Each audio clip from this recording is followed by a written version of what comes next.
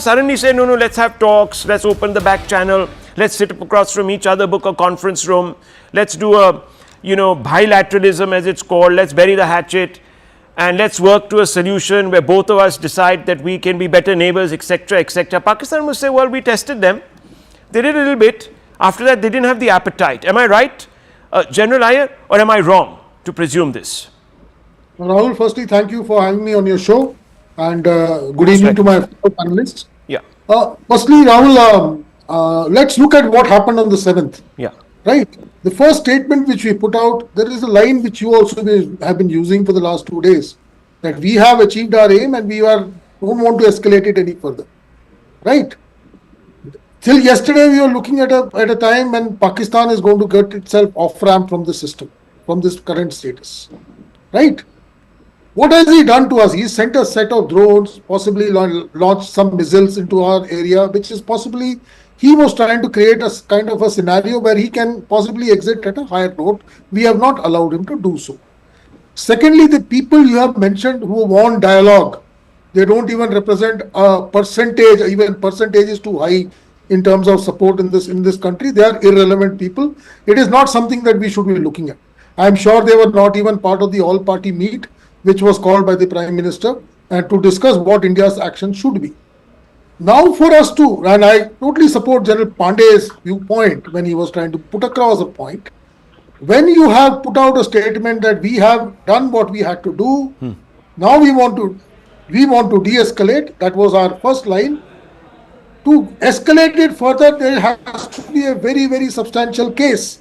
Unfortunately, I don't see it happening by a set of few drones coming into Jammu, or like I said in the beginning, in the morning also. I think we've lost that. Line of control cannot be, equated. Okay. Can you hear me? Yeah, I can now. Hello? Yes, I can hear you. Can you hear me? Yes. Can you hear? Yes. So I said line of control cannot be equated to what is happening on the mainland. Line of control, the day he stepped out of the Simla agreement, it went hot. And it has just escalated one level when it started opening heavy equipment. We are responding in the same lines. So please keep that aside. And there is multiple amount of things you can do on the line of control to give him a bloody nose. So that I'm sure our army and our armed forces are doing in due course of time in that area. And General Pandey has been the corps commander and he knows how things are to be escalated. No, but this whole business of coming and saying that let's now call it off, let's have a conversation, let's have dialogue. Are you in favor of that? No, I'm not. No, you're not. Who are these people? Who are these people? Who are these people? They're a political... Who are these people? Well, these people don't represent, sorry Rahul, these people don't represent even 1% of India. No, actually, I'll tell you, this is just the political face of a large number of others in civil society who in very powerful places. I haven't even listed the civilians who've been asking for this. I look at the political face of what represents the all-party meeting. Okay, let me get in General Pandey and Air Marshal also. General Pandey, very quickly on this demand. Go for dialogue. De-escalate. Rahul, I just want to say that I've been in Kashmir enough to tell you one thing. That even at this stage, Mehbooba Mufti doesn't even command respect from even the crevices of Kashmir, where she had some sort of a say. Actually, General Pandey, I've been politically correct here. There are several academics. There are, it's the ecosystem. Several academics, there are several journalists today, there are several influential thinkers, there are intellectuals, there's a whole, a whole ecosystem behind this. I've only taken the political faces because they are public figures. Rahul, in that sense, yes. If you're talking of the numbers, there are huge numbers who want, including Brahmachalani ji, who's sitting across, Tilak Deveshwar Saab, who's sitting across, very, very respectable people, thinkers, strategic thinkers, who are wanting to go ahead. Right? These are the voices, and I am listening to those voices. My timelines are being pushed across with these approaches also. So by no means, when you take the spectrum of population of 1.4 billion, there will be not even a faction to faction of people who will be thinking on the lines. Even those people who are in Jammu taking the hits, right? They will be thinking that please stop this. I can assure you that they are the ones who will be coming up and say, please let's go and finish this thing once for all. I just want to diverse a little bit. Please don't understand that I'm saying that there should be no war or such like things. I have been very consistent in all formats, starting from last 1 year when I've been allowed to come onto the television, that we should not talk to these idiots. Second is, we need to decide that what will change the strategic orientation. That's right. Is it going to just go for a full-fledged war immediately? We'll do it. No. They have handed over a stick to us. Yeah. Let's take our time to go for this war. I buy in that the point. Entire time, right? Yes. And we will get it. Prepare well, and once you get your strategy together, Air Marshal, then go for the kill. That's what you're saying basically, isn't it? You're also on that same page. Air Marshal. Yeah. Air Marshal? Yeah. When the white people left the subcontinent, the 1948 war is an example which I'll just narrate. India and Pakistan fought, but the generals from the both sides are Britishers. It's the only war in the mankind when the two opposing armies had the generals from the same country. Okay. Now, what we have inherited is left by that. Ever since, the Americans have had a soft corner for the Pakistanis. Whatsoever you may say, after the last attack at Balakot, we gave example of AMRAAM, F-16, everything. Nothing happened. The Americans didn't, blink an eyelid. So, this may be a trap in which India must be, taken to now. Why is this conflict started when the trade war has begun? Why did on 16th April Asim Munir made that statement of Hindu and true ideology? Why did 6 days after that we kill Hindus? Why this thing? So he wants to divide the community. Why did he allow only the Sikhs to go to Gurudwara when they closed the border? I understand all of that. Though it may be a larger plot, which our leadership must be reading well, and we are avoiding to walk into that trap. Well, Brahmachaleni, quick wrap out from you, 34, 35, maybe 1 minute at the maximum. Yes, please. Unfortunately, there are some Indians who see options only at extreme ends. Continue a weak-kneed approach or face an all-out war. Between these two positions is plenty of other ground. Yes. There are more than 100 different options today between lower intensity military campaign of the type that we are seeing and a full-fledged war. 100 different options lie between these two extremes. Okay. Yet there are some people in India who say that the only other option to turning the other cheek is war. Okay, well, viewers, I'm going to end this show by putting out those pictures of the Prime Minister meeting with the 3 defense chiefs, with the RM, with the NSA. Those are the pictures, viewers. This is one of those moments in this campaign for justice, viewers, that could prove decisive. There is clearly a lot of thinking going on in the Union capital. The outcome of that will reflect, I don't know, tomorrow, tonight, maybe. Who knows? We don't know. But I just hope it does in a decisive way. That's all I'm saying, a decisive way. I'm not baying for blood, I'm not wanting war. I'm just saying there should be a decisive outcome. We should make our impression that will lead to a change of mindsets in those that run Pakistan, so that they don't continue to, at any level or the other, gestate these notions that they can continuously cut us with this subcritical warfare that they have designed. I leave it at this, viewers. Lots more coming up. Don't go away.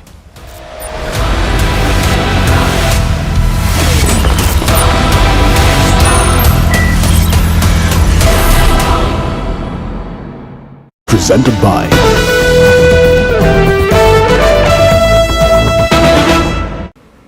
All right. I want to move on to another piece of breaking news that's just coming through. We're given to understand that a former Lashkar-e-Taiba operative and in aid of the Lashkar-e-Taiba founder Hafiz Saeed has exposed the outfit. He says that many youths motivated by Hafiz Saeed's speeches and then joined the Lashkar-e-Taiba subsequently traveled to Afghanistan as well as to Kashmir in India approximately 500 individuals from across the country traveled to Afghanistan to undergo training at a camp named Maskar Taiba, that's located in Kunar province. He says Hafiz Saeed is also responsible for the deaths of thousands of Pakistanis by sending them in a war of ashes to achieve the state's political goals. This is something that Noor Dari, that's the name of the individual. He's a former Lashkar operative. Tejinder has more details on this. Tejinder, read the tea leaves for us. What does this necessarily mean? See, Zaka, this Noor Dari right now is the executive director for ITCT, which is an international think tank that exposes Islamist terrorists. He says that his mother wanted him to become a doctor, but he, like thousands of Pakistanis, were motivated by the speeches given by the LET founder Hafiz Saeed. He says that he was appointed as the aide of Hafiz Saeed. He used to guard him in the Murtkai camp where he was deputed, and he says that Hafiz Saeed was traveling in a blue Toyota Wigo pickup Datsun.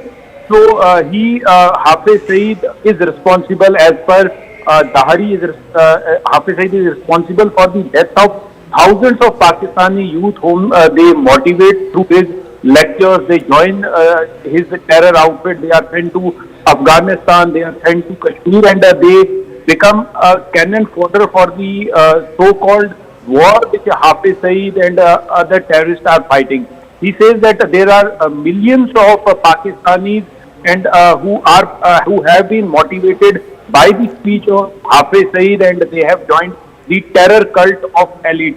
He says that he took a decision finally because he saw that this will get him nothing, so he left LET, and he was made fun by the other LET members, saying that he was coward, that is why he was leaving it, but he realized that Hafiz Saeed would lead them to nowhere.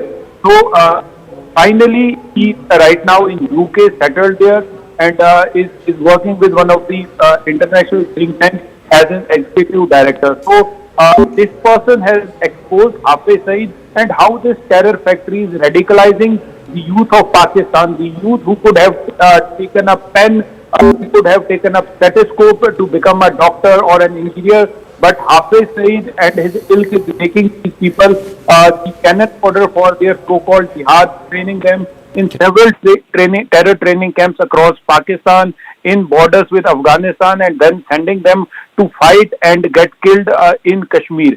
He says that thousands of Pakistani youth who are trained by Hafiz Saeed are sent across into Jammu and Kashmir to fight this so-called war, and 90% of them never return. They get killed by the Indian armed forces. So clearly exposing Hafiz Saeed and his terror factory. Yes, Zaka. Tejinder, we'll leave it at that. Thank you very much. So that's a former operative of the Lashkar-e-Taiba exposing the founder and the chief architect of one of the most dreaded terror organizations, an organization that's wanted for numerous terror attacks here in India. His headquarters, of course, was bombed in Operation Sindoor a couple of days ago. Meanwhile, let's bring you up to speed with where things are as of right now. In the last 24 hours, Pakistan has made multiple attempts to breach India's air defense systems, but the good news is India's air defense has prevailed against Pakistani missiles and drones. The army has managed to neutralize the air defense system in Lahore after Pakistan attempted to engage a number of military targets in northern as well as western India. When Pakistan made failed attempts to send a swarm of drones across at least half a dozen, if not a dozen places along the line of control and the international border, over 40 to 50 drones, and this is what the Indian Army statement said earlier today, over 40 to 50 drones were successfully neutralized in a 3-4 hour period from about 8:30 in the evening yesterday all the way up to about midnight. The engagement involved extensive use of the L-70 guns, the Zu-23 Shilkas, and of course other advanced counter-UAS equipment, including of course the S-400s and the indigenously built Akash surface-to-air missiles. It also showed the Army's capability to counter these aerial threats. So what are these weapon systems, these air defense systems which were activated yesterday and managed to avert what could have been a big sort of barrage of attacks by the enemy on Indian soil. The L-70, it's developed by Bofors, is produced under the license here in India. It's a 40mm gun, modernized with radars, electro-optical sensors, and also auto-tracking systems. It can fire anywhere between 250 to 300 rounds per minute.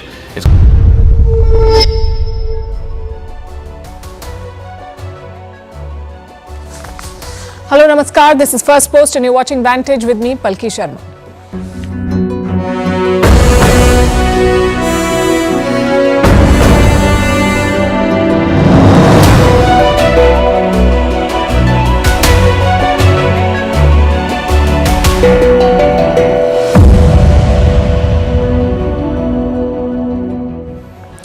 Day 3 of Operation Sindoor, the fighting is intensifying. Pakistan has fired 300 to 400 drones into India. Most of them have been neutralized, no damage reported. India fired back and has stepped up its war preparedness. But here's the million-dollar question. Are we at war with Pakistan? The answer officially is no, and we'll tell you why. Meanwhile, there's a third party in this conflict. Pakistan is using Chinese weapons to strike at India. A special report on India's stellar air defense. We tell you how the Indian forces blocked drones and downed missiles from Pakistan. On international airwaves, India is winning the narrative war. We'll tell you how. Also debunking fake news and Pakistani propaganda designed to create panic. Tracking the IMF meeting. Will they bail out Pakistan again? From 26/11 to Pahalgam, how Prime Minister Modi has set a new precedent to secure India. What this escalation means for you, we'll tell you 5 things that you must know. Also a report on how civilians are coming under Pakistani fire. All this and more coming up. The headlines first. The Board of Control for Cricket in India suspends the Indian Premier League or IPL for a week. The decision comes amid escalating tensions between India and Pakistan. On Thursday, the match in Dharamsala was called off over security concerns. The IPL was to wind up on the 25th of May in Kolkata. Russian President Vladimir Putin vows Moscow will be victorious in Ukraine, just as the Soviet Union was in World War II. He made the remark during Moscow's Victory Day parade, where Russia showcased attack drones for the first time. At the parade, Putin sat with China's Xi Jinping and greeted North Korean military officers. Iranian Foreign Minister will visit Saudi Arabia and Qatar tomorrow, just days before Donald Trump begins a regional tour. Trump is scheduled to visit Saudi Arabia, Qatar and the UAE from the 13th to the 16th of May. This will be his first major foreign trip since he returned to the White House in January. It comes amid US-Iran negotiations over Tehran's nuclear program. A Sri Lankan Air Force helicopter crashes during a graduation ceremony, killing 6 of the 12 military personnel on board. The helicopter plunged into a reservoir during a demonstration. The tragedy is the Sri Lankan Air Force's worst one since a Chinese-built aircraft crashed in 2020. Drone strikes hit the Sudanese city of Port Sudan for the 6th straight day. The army has once again blamed the Paramilitary Rapid Support Forces or RSF for this attack. Since last Sunday, the port city has been hit by daily drone strikes. Port Sudan is the main entry point for humanitarian aid into the Sudan. And the new Pope says, don't reduce Jesus to a superman. Pope Leo's address to cardinals came less than 24 hours after his election. His inauguration mass will take place on Sunday in St. Peter's Square. The 69-year-old is the first American Pope.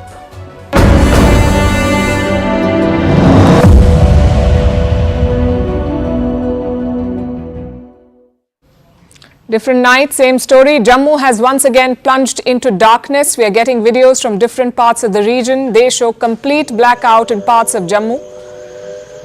In the background, you can hear air raid sirens and explosions.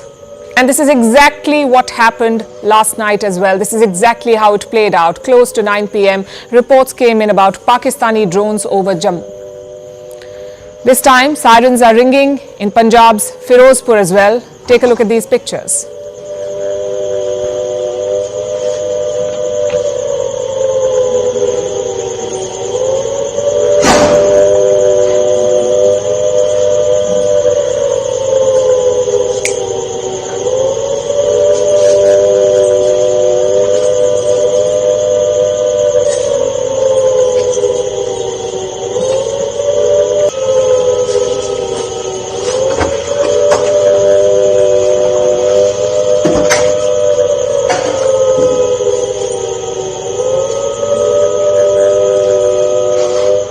The Jammu and Kashmir Chief Minister is himself posting updates. He has confirmed sounds of explosions in Jammu, most likely from heavy artillery. That's what he said. He's also issued an appeal to the people living in this area. Stay off the streets and stay at home. That's what the Chief Minister is asking people to do.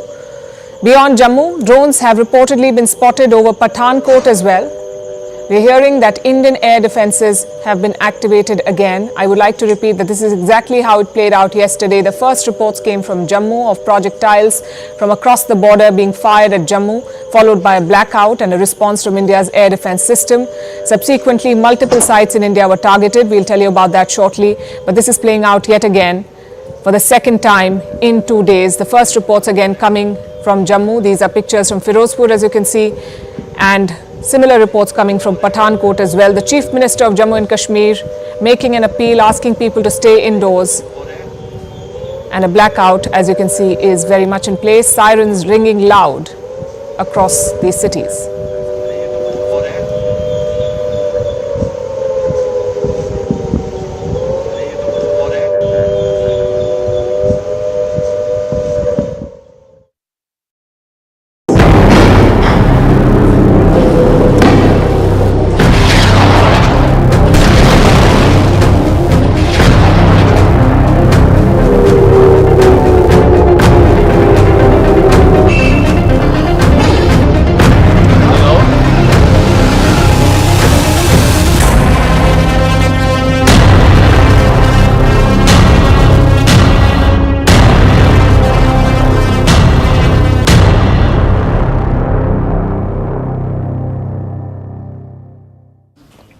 There's one question everyone is asking. Are we at war?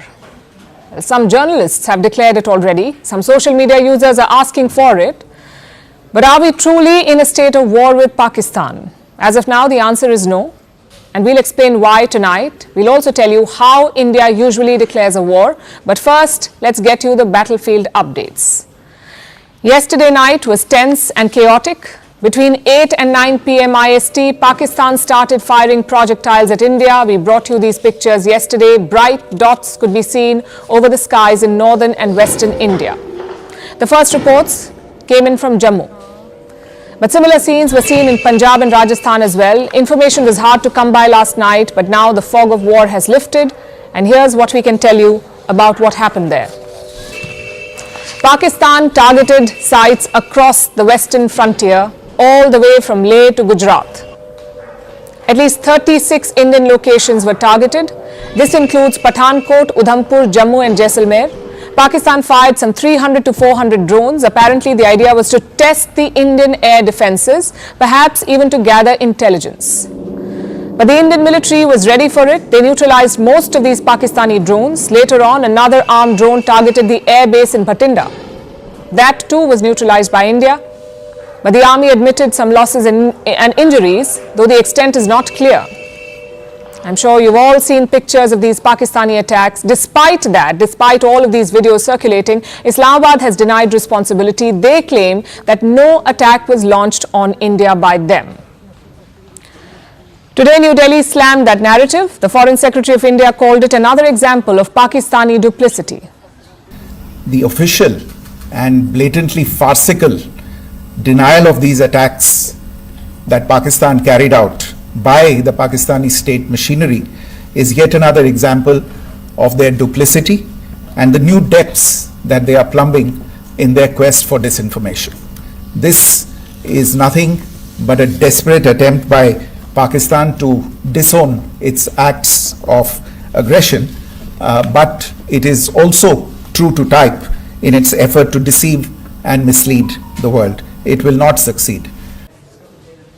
Pakistan can deny all they want, but there is proof of their attack from last night. Projectiles have been discovered from at least 4 sites, from Jaisalmer, from Hoshiarpur, from Bathinda and from Rajouri. Take a look at this.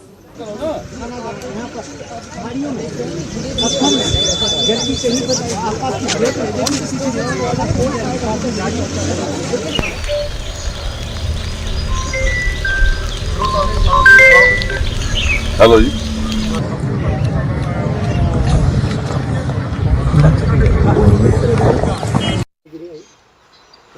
ਇਹਦਾ ਮਤਲਬ ਹੈ ਕਿ ਇਹ ਇੱਥੋਂ ਅੱਗੇ ਕੋ ਫਟਦਾ ਪਿਛਲਾ ਨਹੀਂ ਫਟਦਾ As expected, India hit back after this Pakistani escalation. We fired drones at 4 Pakistani sites and we took out 1 air defense radar. Now remember, 1 air defense system in Lahore was destroyed on Thursday morning, so this would mark the 2nd successful hit. In other words, India has destroyed 2 air defense systems of Pakistan in 1 day. In addition, India has confirmed major losses to Pakistani forces, though once again the specifics are missing. Now, all of this was happening over Indian and Pakistani airspaces, a very dangerous exchange of fire, yet Pakistan did not close their airspace. Let me simplify that for you. Pakistan allowed civilian planes to fly over the region while launching drones at India. Basically, they use civilian planes as shields. It is the definition of a rogue terrorist state. Indian officials pointed that out today. They highlighted that 1 civilian passenger plane was flying overhead during the attack. Take a look at this. The screenshot we just showed and we shall share with you. It shows the data of the application Flight Radar 24 during a high air defense alert situation in the Punjab sector. As you have seen, the airspace on the Indian side is absolutely devoid of civil air traffic due to our declared closure. However, there are civil airlines flying the air route between Karachi and Lahore. Amongst the other civil aircraft that you can see, we have highlighted an aircraft which is Airbus 320 of Flynas Aviation, which was originated from Dammam at 1750 hours and landed later at Lahore at 2110 hours in the night. That sums up the updates from the skies. On the ground too, Pakistan was escalating. Around 11 p.m. last night, there was an infiltration attempt. It happened in the Samba sector of Jammu. A group of terrorists tried to enter Indian territory and Pakistani rangers were giving them cover fire. But India's border security force of BSF was quick to respond. They killed at least 7 of these terrorists. They also inflicted damage on the Pakistani post on the other side. Have a look.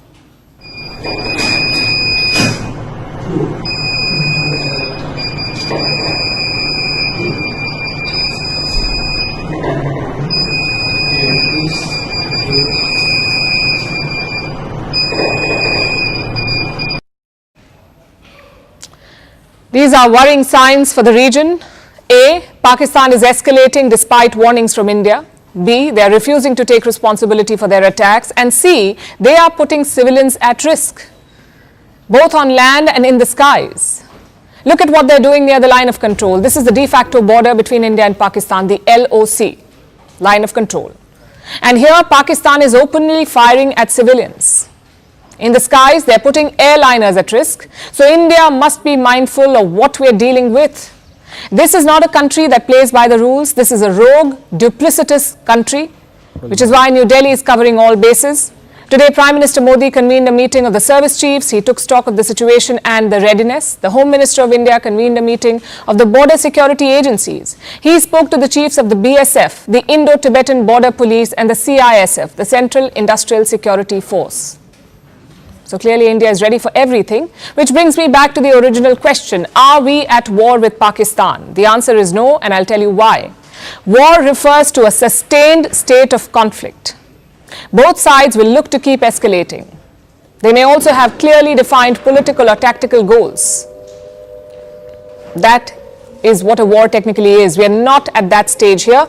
India certainly is not looking to escalate. New Delhi has called its actions measured and focused. And Pakistan, they have promised to attack India again, but it's not clear if they want to go beyond that. So as things stand, this is a tit-for-tat situation. This is a low-intensity conflict, but yes, it can explode into a full-fledged war at any point in time. Pakistan seems keen on it. Their defense minister says there is no option but war. Of course, this is the legendary Khwaja Asif. So let's wait for 24 hours to see if he makes another U-turn. Nonetheless, if war does break out, who declares it? How does it happen?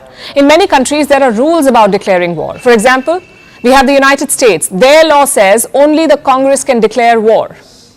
In Indian law, there is no equivalent. What comes close is the declaration of emergency. You can declare a state of emergency if a war breaks out. That decision is taken by the Union Cabinet. It is then approved by the Indian President and finally passed by both houses of Parliament. Of course, we are very far away from all of that. This conflict could end right now if Pakistan de-escalates, if they abandon their ego and follow common sense.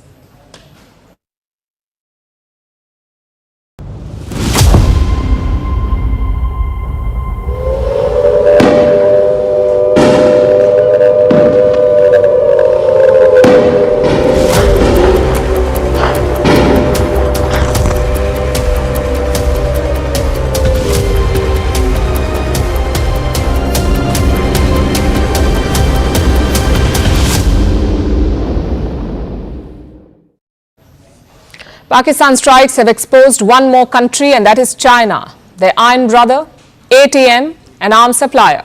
Pakistan is getting all the help from China. Beijing, which offered to mediate 2 days back, is not a spectator on the sidelines. It is an active player in this conflict. And I'll show you how with the video. This is a field in India's northern state of Punjab. This morning, some missile debris was recovered from here. No crater, no blast, just a wreck. It shouldn't have been there. And it shouldn't have fallen this way. Security teams have cordoned off the site and some early but unconfirmed assessments are in. They say that this could be a Chinese PL-15 missile. China's so-called next generation air-to-air missile. It is meant to be precise, fast and lethal. But from these pictures, it appears that the missile did not even detonate. It fell to the ground like a heap of metal. Was this an operation failure? Or was it just another Chinese product that did not work? Either way, India should take this discovery seriously because clearly Chinese hardware has been deployed against India. The PL-15 is one of China's most advanced munitions. It is designed by the Air Force of the PLA, the People's Liberation Army. This is the Chinese Air Force basically. The missile boasts a range of up to 300 kilometers. In theory, it can change course after it is fired. In theory, it can also outsmart jamming systems.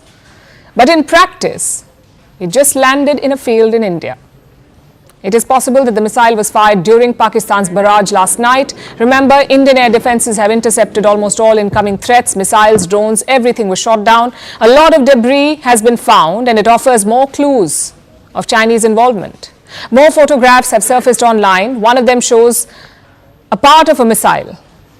You can see a serial number printed on it. There's also a small panel. Apparently, this is used to test the missile's tracking system. Another picture shows the tracking device itself. That's part of the missile which helps find its targets. If these claims are officially verified, this would be the first time a Chinese PL-15 was used in combat. It seems Pakistan just got these missiles. China is said to have delivered them right after the Pahalgam terror attack. So when India retaliated with Operation Sindoor, Pakistan may have decided to use these to fire back their fresh supply of Chinese weapons.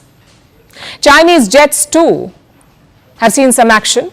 Pakistan's Foreign Minister Ishaq Dar has confirmed that. He said the J-10C fighters were used during combat and that China was kept fully informed about this, which basically means that China and Pakistan are working together. There is real-time coordination and planning, and that should not come as a surprise. China is Pakistan's largest weapons supplier. We have data from 2019 to 2023. In these 4 years, 82% of Pakistan's arms imports came from China. But the alliance goes beyond weapons. It is strategic and political. After the Pahalgam attack, China has defended Pakistan. On the 27th of April, that's 5 days after the attack, Chinese Foreign Minister Wang Yi spoke to Ishaq Dar, the Pakistani Foreign Minister, and Wang Yi echoed Islamabad's talking points. He called for an impartial investigation. He called Pakistan an ironclad friend. He backed what he called Pakistan's legitimate security concerns. And after Operation Sindoor, Beijing issued similar statements. China finds India's military operation early this morning regrettable. We are concerned about the ongoing situation. India and Pakistan will always be each other's neighbors that cannot move away.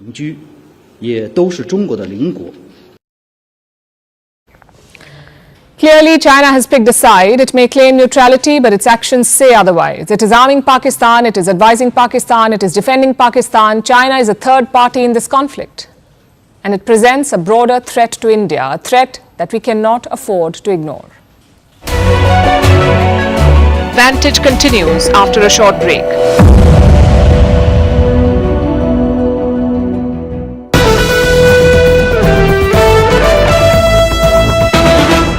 We're just getting some breaking news before we close out the show. There's been a massive blackout followed with siren sounds that have been activated in Udhampur, a complete blackout in Udhampur. Also, multiple ceasefire violations happening across different sectors on either side of the line of control.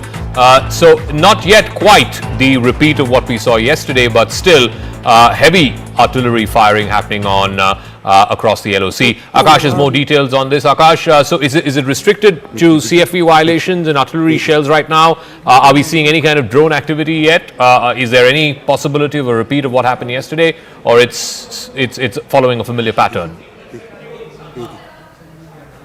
I'm hearing the sirens. In fact, here in Jammu, I'm not allowed to go outside because of the light and some sort of restrictions that are in place. Zaka, yes, we are learning about one drone attack here in Jammu.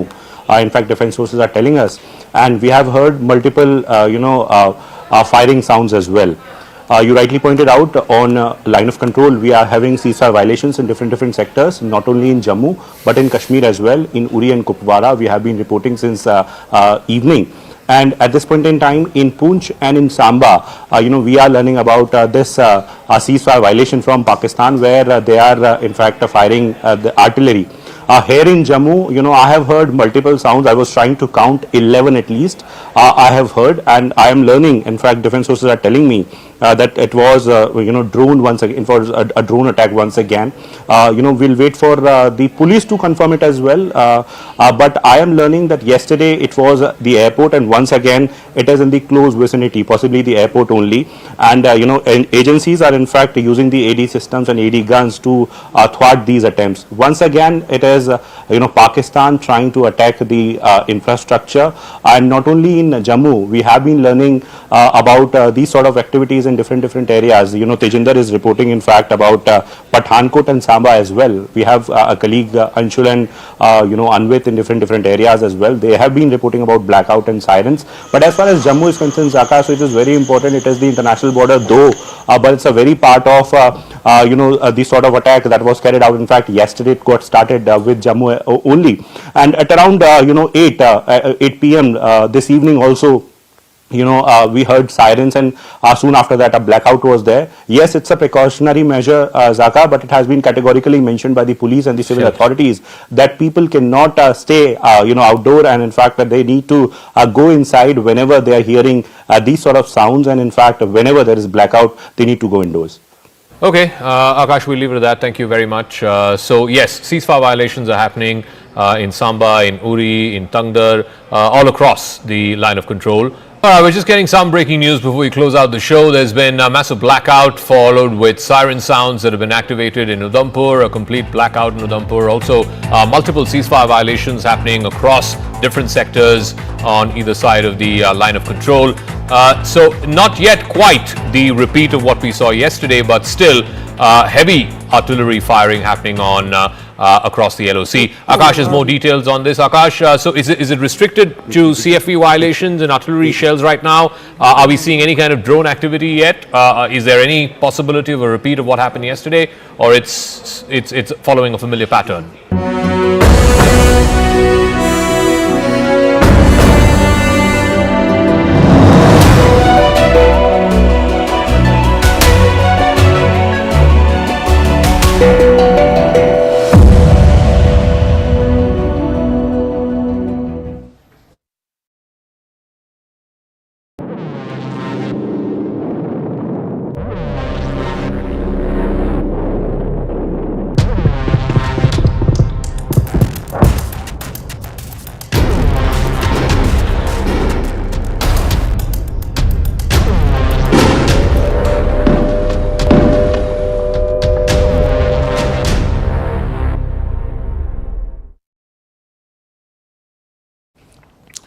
Let me tell you about last night. India's skies turned into a battlefield. Pakistan launched a brazen aerial assault. They fired 300 to 400 drones and some missiles. 36 locations were targeted. Military sites and civilian areas came under attack. This was across northern and western India. Pakistan's intentions were pretty clear. They wanted to escalate tensions, but the Indian armed forces stood tall. They shot down all incoming projectiles. No casualties, no damage, just debris of the projectiles scattered everywhere. Pakistan's aggression became an embarrassment. Let me tell you how last night unfolded.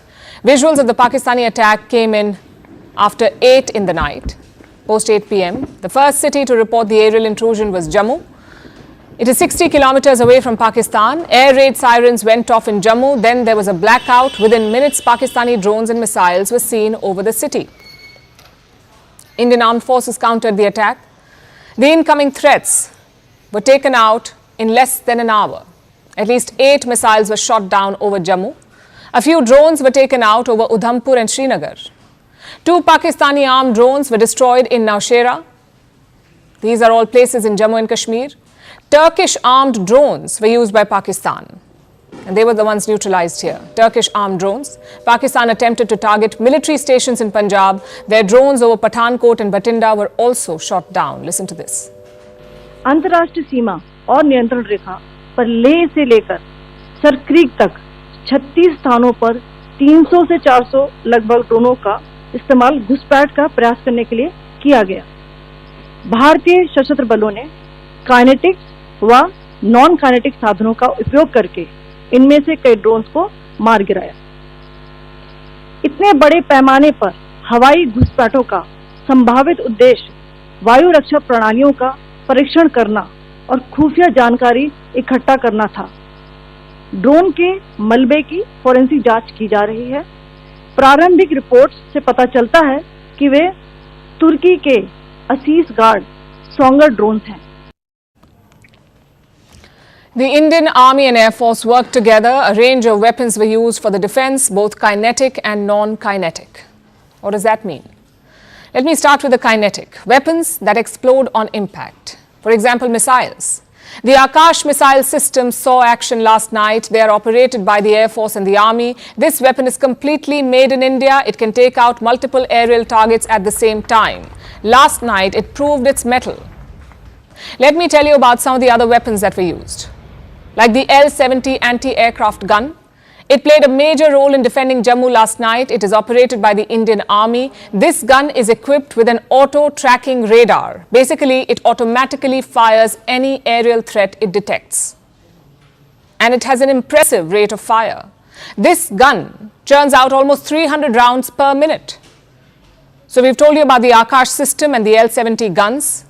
But other air defenses were also used. Reports say the S-400 air defense systems were activated.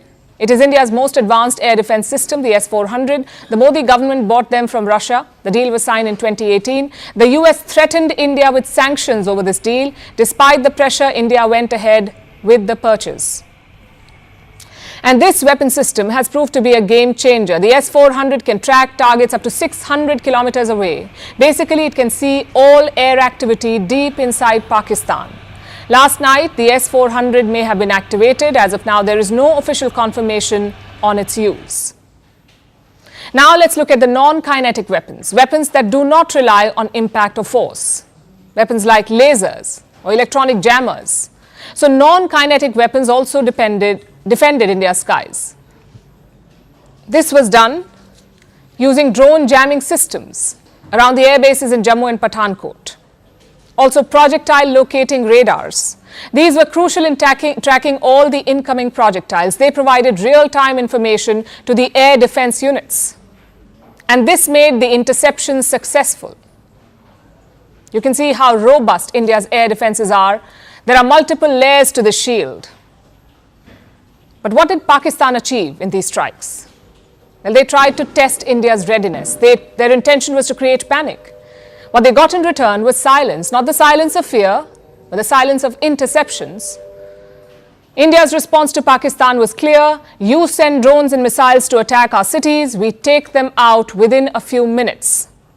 The successful interceptions reinforced one fact, that India has changed. Its patience has limits, and its response is firm.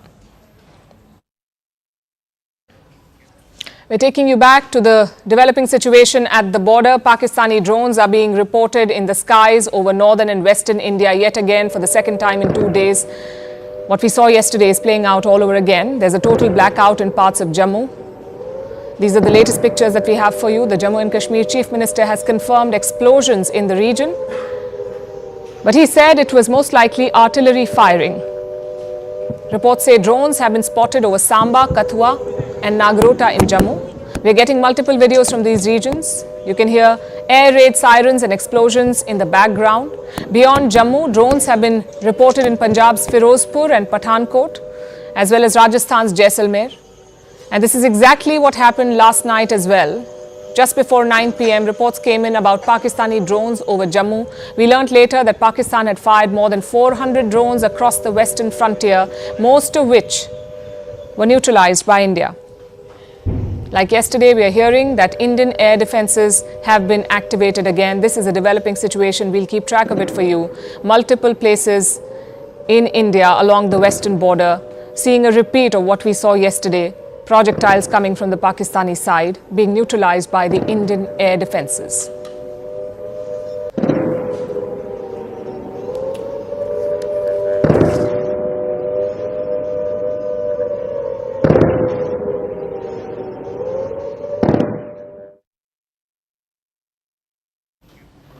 This conflict has many battlefields: the ground, the air, and the airwaves. It is being fought not just with missiles and drones, but also in newsrooms, on prime time, in interviews streamed across the globe. This is a battle of narratives, a test of who can tell their story better and convince the world. And here too, India is winning decisively. You've got Indian diplomats. They're calm and collected, their responses are measured, every rebuttal is backed with facts. On the other side are Pakistani ministers. They think it's fun to wing it on air. And you've got to hand it to Islamabad. For a country that loves war metaphors, they're shockingly bad at the war of words. Look at some recent interviews. We'll start with the Indian ones. Indian ambassador to the US, Vinay Quatra, went on CNN, the American channel. He was our foreign secretary before this. Now he's India's ambassador to the US, so a seasoned diplomat on an important mission. Ambassador Quatra was asked if this is a religious war, a war between Indian Hindus and Pakistani Muslims. It's an absurd question to ask. But Ambassador Quatra made his point loud and clear. He said, India is not at war with Pakistan. India is at war with terrorists. The terrorists who killed 26 people in Kashmir. The anchor also called it Indian-administered Kashmir, but Ambassador Quatra did not let it slide. He reiterated India's position. The whole of Jammu and Kashmir is ours. The only problem is Pakistan-occupied Kashmir, or POK. It was an interview that packed a punch. But the knockout came from across the Atlantic. From India's High Commissioner to the UK, his name is Vikram Doraiswamy. He went on Sky News and he was armed not just with talking points but also concrete proof. He went on British television and showed this picture featuring Hafiz Abdul Rauf, a sanctioned terrorist, at a funeral. Standing beside him are officials of the Pakistan Army. The picture tells you everything you need to know. Pakistan is not just supporting terrorists, Pakistan is standing shoulder to shoulder with them. You may think, why are Indian diplomats going on foreign channels to make their point? Why are they facing Western grilling? Well, the logic is quite simple. This narrative war is all about perception. If you cannot tell and defend your story, someone else will twist it and write it for you. So that's what India's diplomats are doing. They are defending India's story. Now let's look at the other side of the border, which is quite chaotic, I must tell you. Pakistan has no dearth of talking heads. In fact, they had quite the army to send to foreign channels, like Defence Minister Khwaja Asif, Information Minister Ataullah Tarar, and former Foreign Minister Bilawal Bhutto. Instead of defending, they are scoring own goals. They don't offer facts. They come with feelings and Freudian slips. Take Defence Minister Khwaja Asif. He went on Sky News. He was asked if Pakistan backs terror groups, and this is what he had to say. You do admit, sir, that Pakistan has had a long history of backing and supporting and training and funding these terrorist organizations. Well, we have been doing this dirty work for the United States for about 3 decades, and West, including Britain. It was quite the moment of honesty, I must say, but Khwaja Asif was not the only one sipping the truth serum. Enter Bilawal Bhutto Zardari, the former foreign minister of Pakistan. He too popped up on Sky News trying to do damage control. Instead, he let the truth slip out. He was asked about Pakistan's terror links and he ended up saying this. I don't think that it's a secret that Pakistan has a past as far as extremist groups are concerned. And as a result of this, we have suffered. Pakistan has suffered. Credit where it's due. This is more honesty than we're used to hearing from Islamabad. Bilawal Bhutto is right, of course. Pakistan does have a terror-linked past. But he skipped a tiny detail. Pakistan also has a terror-linked present. And if things keep going this way, a terror-linked future too. So should Pakistan's ministers get some media training? Well, we can offer some tips. Before setting your ministers loose on BBC and CNN, run a few mock interviews. Or better still, just watch India's diplomats for some time. Take notes. And if that's too much work, here's an easier option. Stick to state TV, read from a script, blame a foreign hand and hope that the world is not watching.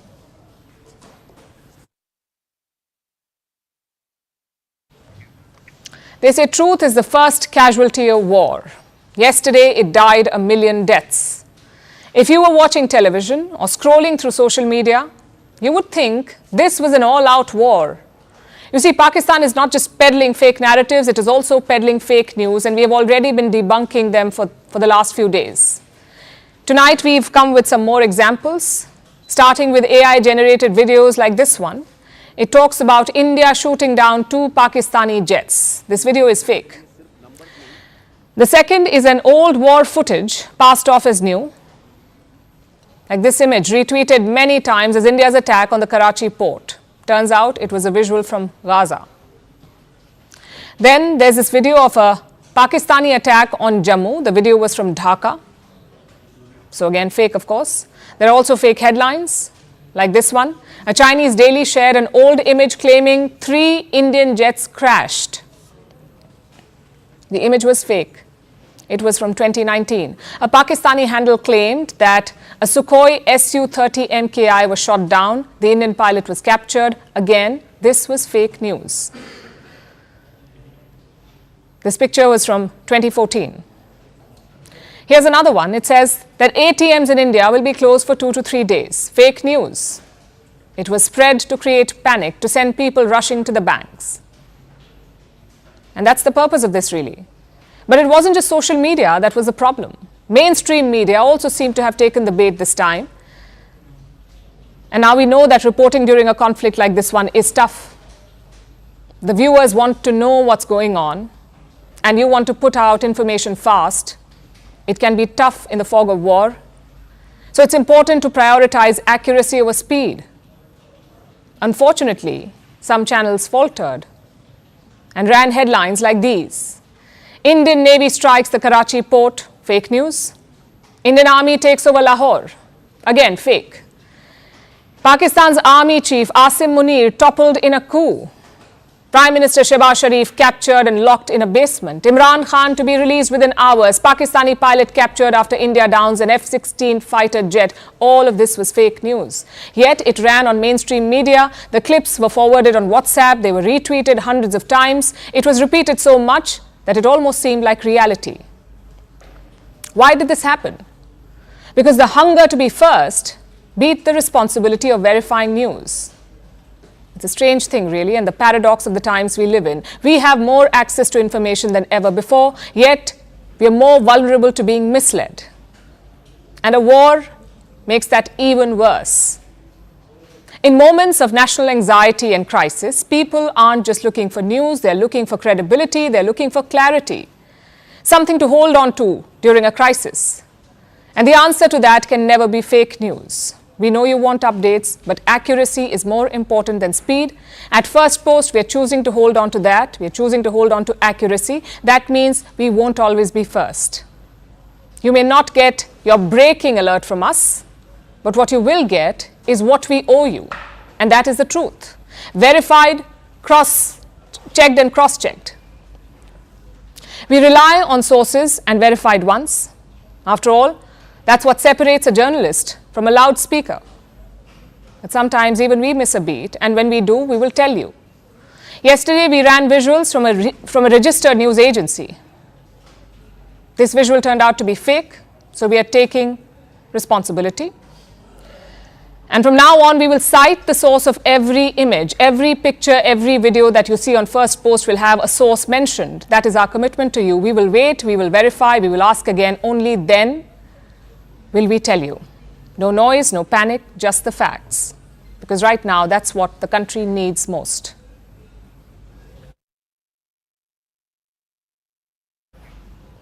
As missiles fly across the border, Pakistan has opened another front, not with weapons, but with a plea. They want more cash. Today, the IMF is holding a crucial meeting. That's the International Monetary Fund. It is Pakistan's last financial lifeline. The IMF will decide Pakistan's financial future. It will assess their current progress and take a call on giving them more money. The stakes are very high. It's a make or break moment for Pakistan's economy. So hours before the IMF meeting, Islamabad put out a not so subtle appeal on X. The post came from Pakistan's Economic Affairs Division. It openly asked for more loans. It cited the current conflict with India. It referred to the recent stock market crash. And it urged the world to help de-escalate. Now let me be clear. This is not a fake account. This was an official government handle of Pakistan openly begging for money in the middle of a military standoff with India. Of course, the internet reacted instantly. India's very own PIB, Press Information Bureau, joined in with a sharp dig. Soon the backlash grew and Pakistan scrambled for cover. A clarification was issued. Pakistan claimed that this account was hacked and the post was not an official statement. But the damage was done. Now the spotlight shifts to the IMF.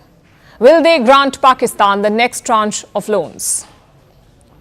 Around $2 billion are on the table, and this is in two parts. One half is $1 billion tranche. This is out of the $7 billion bailout package that has been promised to Pakistan. The second half is a new loan, a loan worth $1.3 billion. Pakistan is asking for more funds under the IMF's Climate Resilience Program.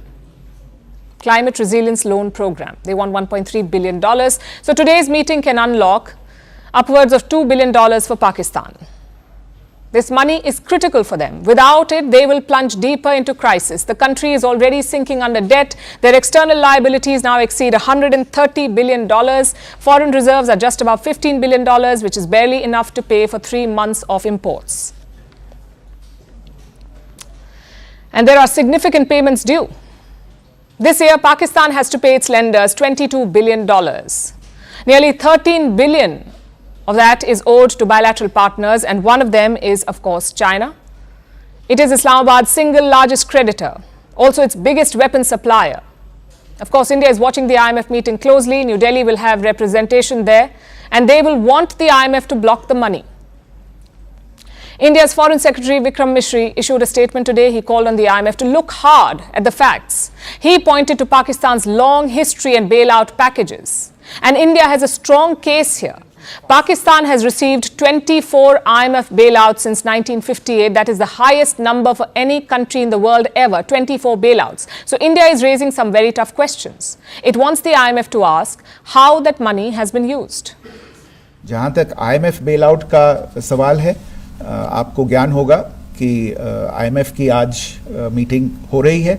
हम वहाँ पे अपना पक्ष रखेंगे और जो हमारा मत है इन चीज़ों को लेके वहाँ पे साझा करेंगे दूसरे मेंबर्स के साथ. ये बोर्ड पे निर्भर है कि वहाँ पे क्या निर्णय होता है.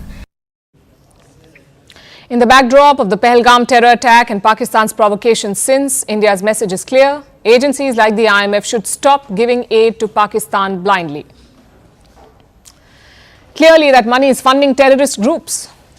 India has impressed the same upon its partners. Yesterday, there was a surprise visitor in New Delhi. Saudi Arabia's junior foreign minister, his name is Abdul Al-Jubair. He met with India's External Affairs Minister S. Jaishankar.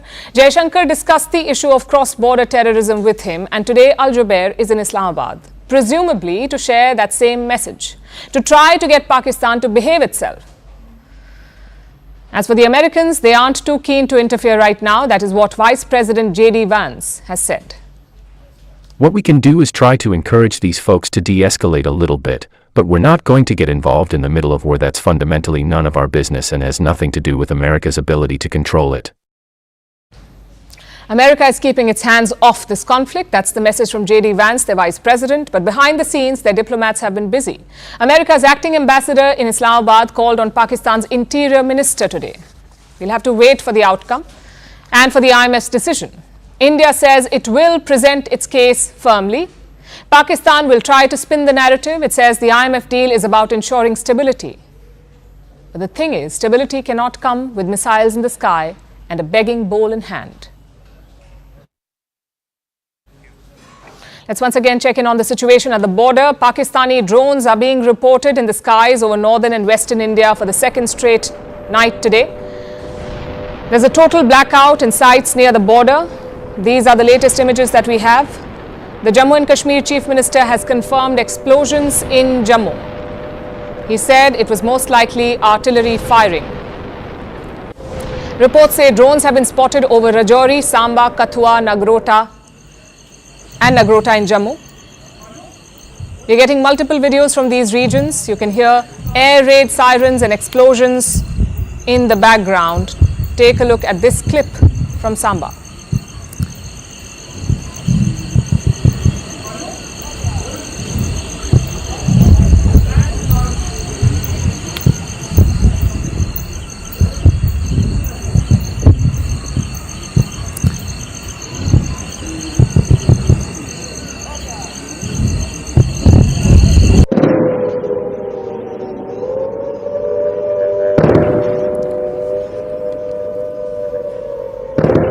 Beyond Jammu, drones have been reported in Punjab's Firozpur and Pathankot, as well as Rajasthan's Jaisalmer and Pokhran. This is exactly what happened late last night as well. We're hearing that Indian air defenses are engaging the targets again. This is almost a copy-paste from last night's attack.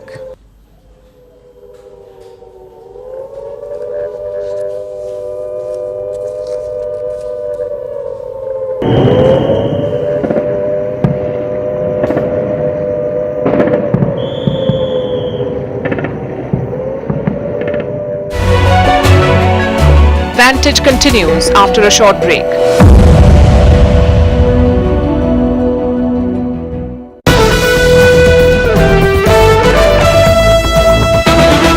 We're just getting some breaking news before we close out the show. There's been a massive blackout followed with siren sounds that have been activated in Udhampur, a complete blackout in Udhampur. Also, multiple ceasefire violations happening across different sectors on either side of the line of control.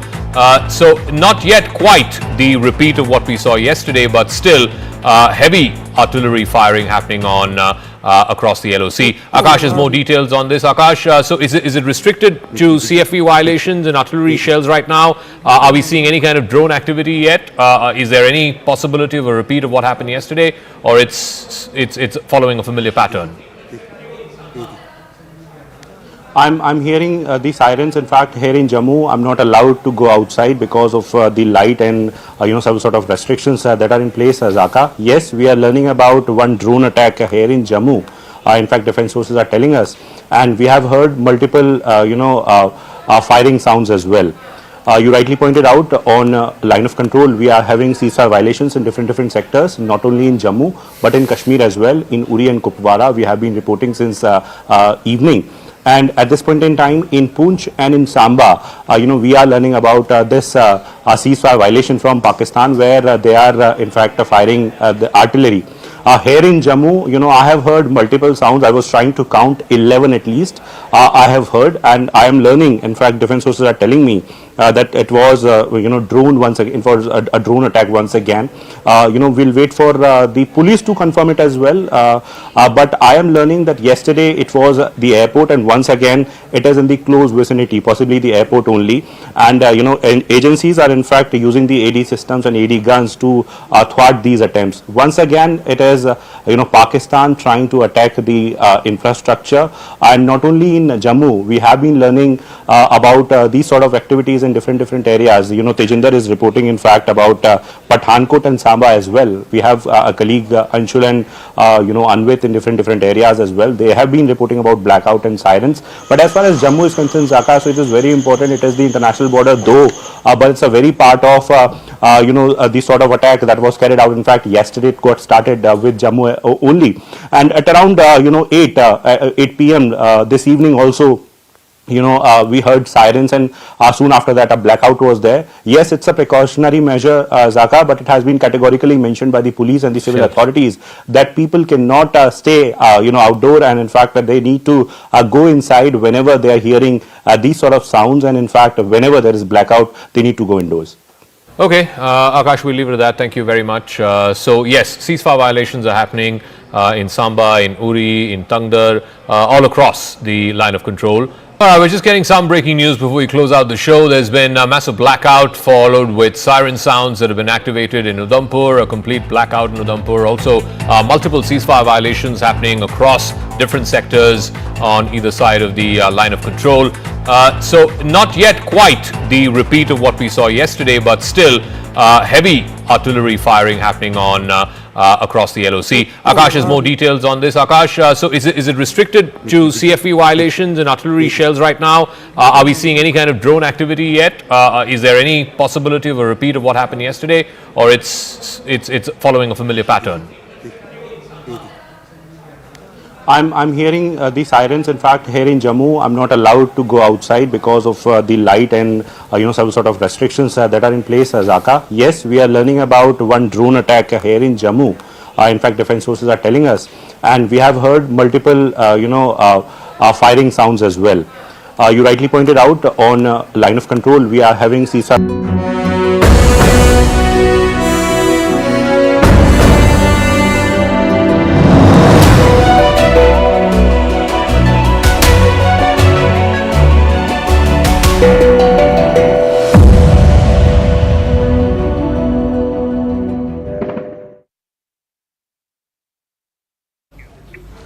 This ongoing conflict is a reflection of India's new approach, a new and bold approach. It's very different from the past. Let's go back to 2008.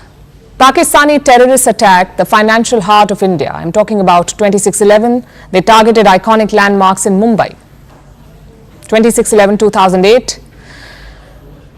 Terrorists from Pakistan killed more than 160 people. It was a deadly and daring attack. It left India grieving and angry. Back then, the world expected India to hit back, to use some sort of military action against Pakistan, but none came. New Delhi chose legal and diplomatic means. The United Nations Security Council condemned the attack. They also put some of the plotters on their sanctions list.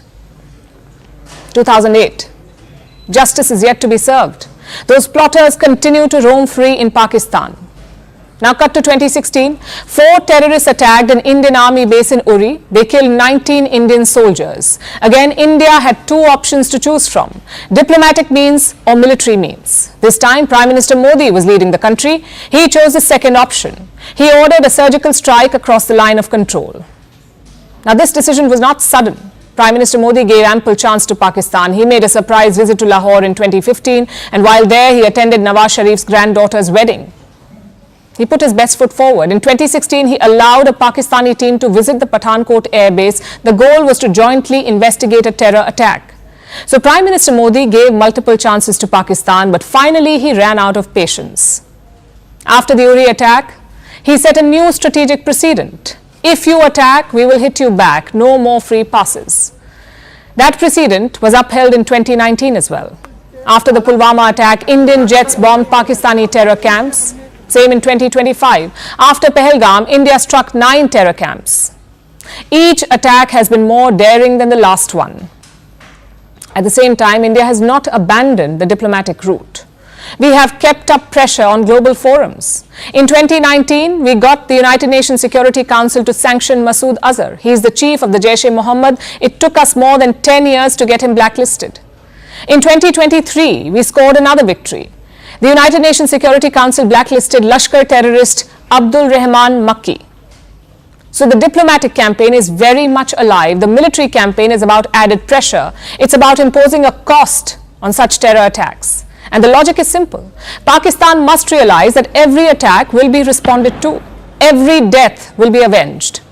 The hope is that this will eventually deter Islamabad. There are critics to this approach. They say the surgical strike did not prevent Pulwama and Balakot did not prevent Pahalgam. So why would Operation Sindoor be any different? Well, the thing is, no policy is guaranteed to succeed. But there is a sound logic here. Eventually, these reprisals will begin to take a toll because the cost is rising every time. The surgical strike was a limited ground operation. Balakot was an airstrike, and Sindoor was an expansive anti-terror campaign. Even the headquarters of the Lashkar and the Jaish-e-Mohammed were hit this time. So like I said, the cost is rising every time. Perhaps eventually it will establish deterrence. But this policy requires boldness and a risk-taking appetite, and Prime Minister Modi has displayed both. Pakistan has always used the nuclear card to deter India. If you attack, things could go nuclear. That's been their threat. That was always the threat from Islamabad. We'll use nuclear bombs. But Prime Minister Modi called their bluff. It's very clear now that you can attack Pakistan conventionally. You do not need to fear the nuclear angle. Secondly, it's a risk to India's larger ambitions. Our goal is to become a hub of manufacturing and innovation, to become a developed country by 2047. Viksit Bharat is what we call it. To become a major world power. A war would put these goals at risk.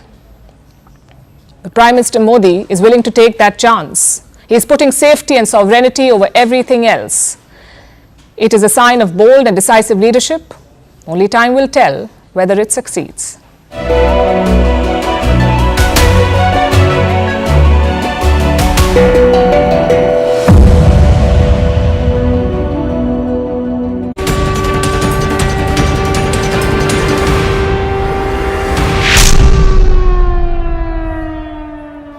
Hello and welcome to the continuous coverage of the border tensions between India and Pakistan as Bharat gives a befitting reply to Pakistan's misadventures and even displays its technological edge. Pakistan continues its drone strikes along the border targeting several spots in Indian territory. Pakistani forces have unleashed drones in Jaisalmer, Rajouri, Amritsar, Firozpur, Riyasi, Kathua, Samba, Nagrota and Uri. Ceasefire violations continue along the line of control and in the international border while India continues to raise the cost for Pakistan. That is the action being taken by the Indian state. In the recent IMF meeting, India has objected to the bailout for Pakistan, saying the funds are being used for terror operations. India has also abstained from the vote, and the IMF has taken note of the entire proceedings and the stand that India has taken on the international stage. We're getting a big piece of breaking news where top intelligence sources have told CNN News 18 that Pakistan is using long-range drones from Jammu and Kashmir all the way to Punjab. Sources say the attack was aimed at testing India's defense capabilities.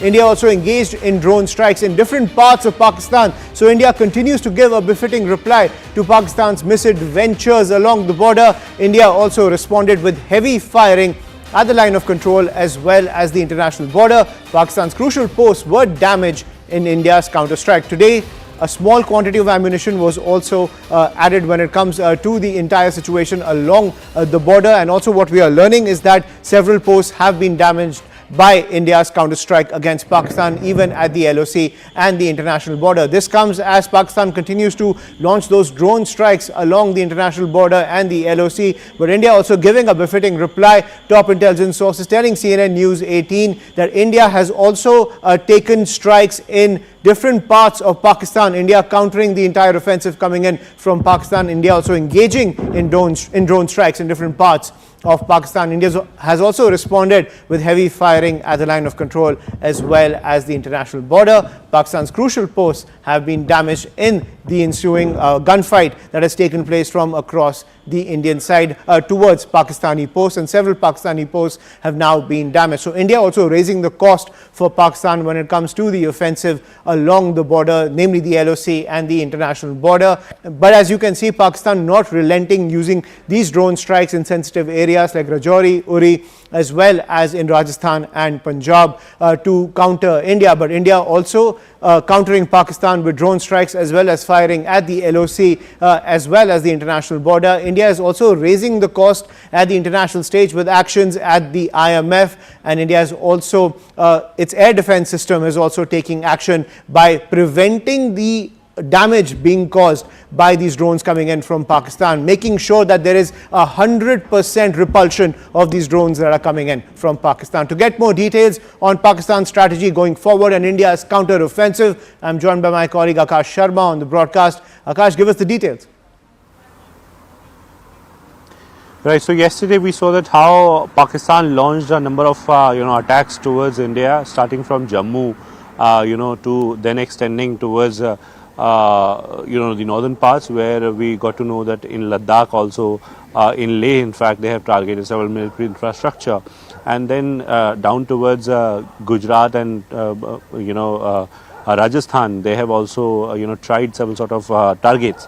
The interesting part was that many of the drones did not have explosives, which means that they just wanted to test the capabilities. They just wanted to check as to how India would react. And that's the reason why, there was an anticipation that something is going to come today. And now today also at around 8 p.m., starting from 8 p.m., we have seen that how in the areas like Rajouri, in the areas like, Jammu, Samba, and in fact, several places in Punjab and also in Rajasthan, we have seen that how, these drones were tried.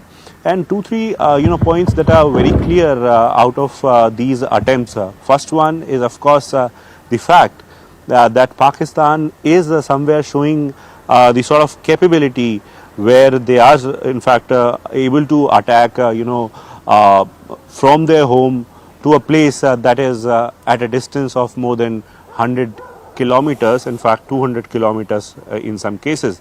Then, they have, in fact, at the LC, they are violating the ceasefire with artillery, even when they don't have, enough of artillery ammunition. They have been violating ceasefire, and it is happening, across the LC in the multiple sectors. In Kashmir, if you talk about Uri, Kupwara, Baramulla and all these areas, close to LC. So violation has been happening, and artillery shells, artillery is being fired. Civilians, are being targeted. Similarly, in Jammu region as well, we have seen that how in Poonch, ceasefire violation is happening. And, it is not limited to LC only. We have a violation, at the international border as well, where they are firing the artillery. So, a number of things are happening, and, there is an indication that something big is going to happen from Pakistani side, given that today's, drones have explosives as well. In fact, our investigation editor Manoj Gupta is bringing us these details that how the, the drones that are being used today have the small quantity of ammunition, in fact, the explosives as well. So clearly, clear indication of provocation, and not just provocation, but an action that is out of frustration because of the fact that, in the initial days, in fact, the initial attacks, Pakistan has, in fact, seen the sort of capabilities that Indian armed forces have, and this is the reason why the same design is being used with a sort of modification, a bit of modification. In Punjab, several locations were targeted. In fact, several military infrastructure were targeted in Kashmir and in Jammu region as well. Right, and Akash, you're currently reporting from the Jammu region. What is the situation there right now? Clearly, it seems that the blackout is still in effect. What is the kind of pulse on the ground right now in the Jammu area? So no more sirens, but we have been asked to not to, open our camera light and report on road, and that's the reason why my camera light is in fact off. I'll try to show you some visuals. It's all all silent here on the road. People are not at the road. Also because it's the night time, but in general, in routine days, you used to see a lot of chatter, a lot of people on this particular road. This is road close to the railway station, where we earlier had a lot of people on a daily basis, but now since these are not the routine times, normal days, that's the reason why we don't have people. In fact, blackout is no more there in Jammu, because we have got electricity back in the park there. Rajesh Bhardwaj is showing you the visuals, but since some police personnel were there and they saw us reporting live, so they asked us to switch off our camera light, for the safety. And that's why we have not in fact switched on our camera light. But yes, as far as Jammu is concerned, so in the boat days, not just today but yesterday as well, we have noticed that how it is starting from here. We heard several sort of sounds. It was AD gun possibly. It was a constant sound. In fact, at one point in time, where we heard that sound, we were told that drones are being engaged and aerial threats are being engaged, and all of these aerial threats we have been given to understand were engaged. And it is not limited to Jammu area. We have some nearby areas. Nagrota is one area where we have one important military establishment. Yesterday it was attacked in the morning, in fact, and today once again drones were sent to that particular location. In Udhampur also we got to know that drones were sent in Samba, in Rajouri, and in several other areas nearby Jammu. It was tried. In Akhnur also we have been told, though I have no confirmation of Akhnur, but yes, in Akhnur also there were attempts. LC violation is happening, constantly happening, but other than that, in the hinterland as well, Pakistan is trying to attack India using drones. Right. Thank you, Akash, for getting us the latest. That's the update coming in from Jammu. I'm also joined by Ishan Wani, who's reporting from Srinagar. Ishan, given the fact that Pakistan is unrelenting in its offensive with a second wave of drone strikes today, what is the latest from Srinagar now?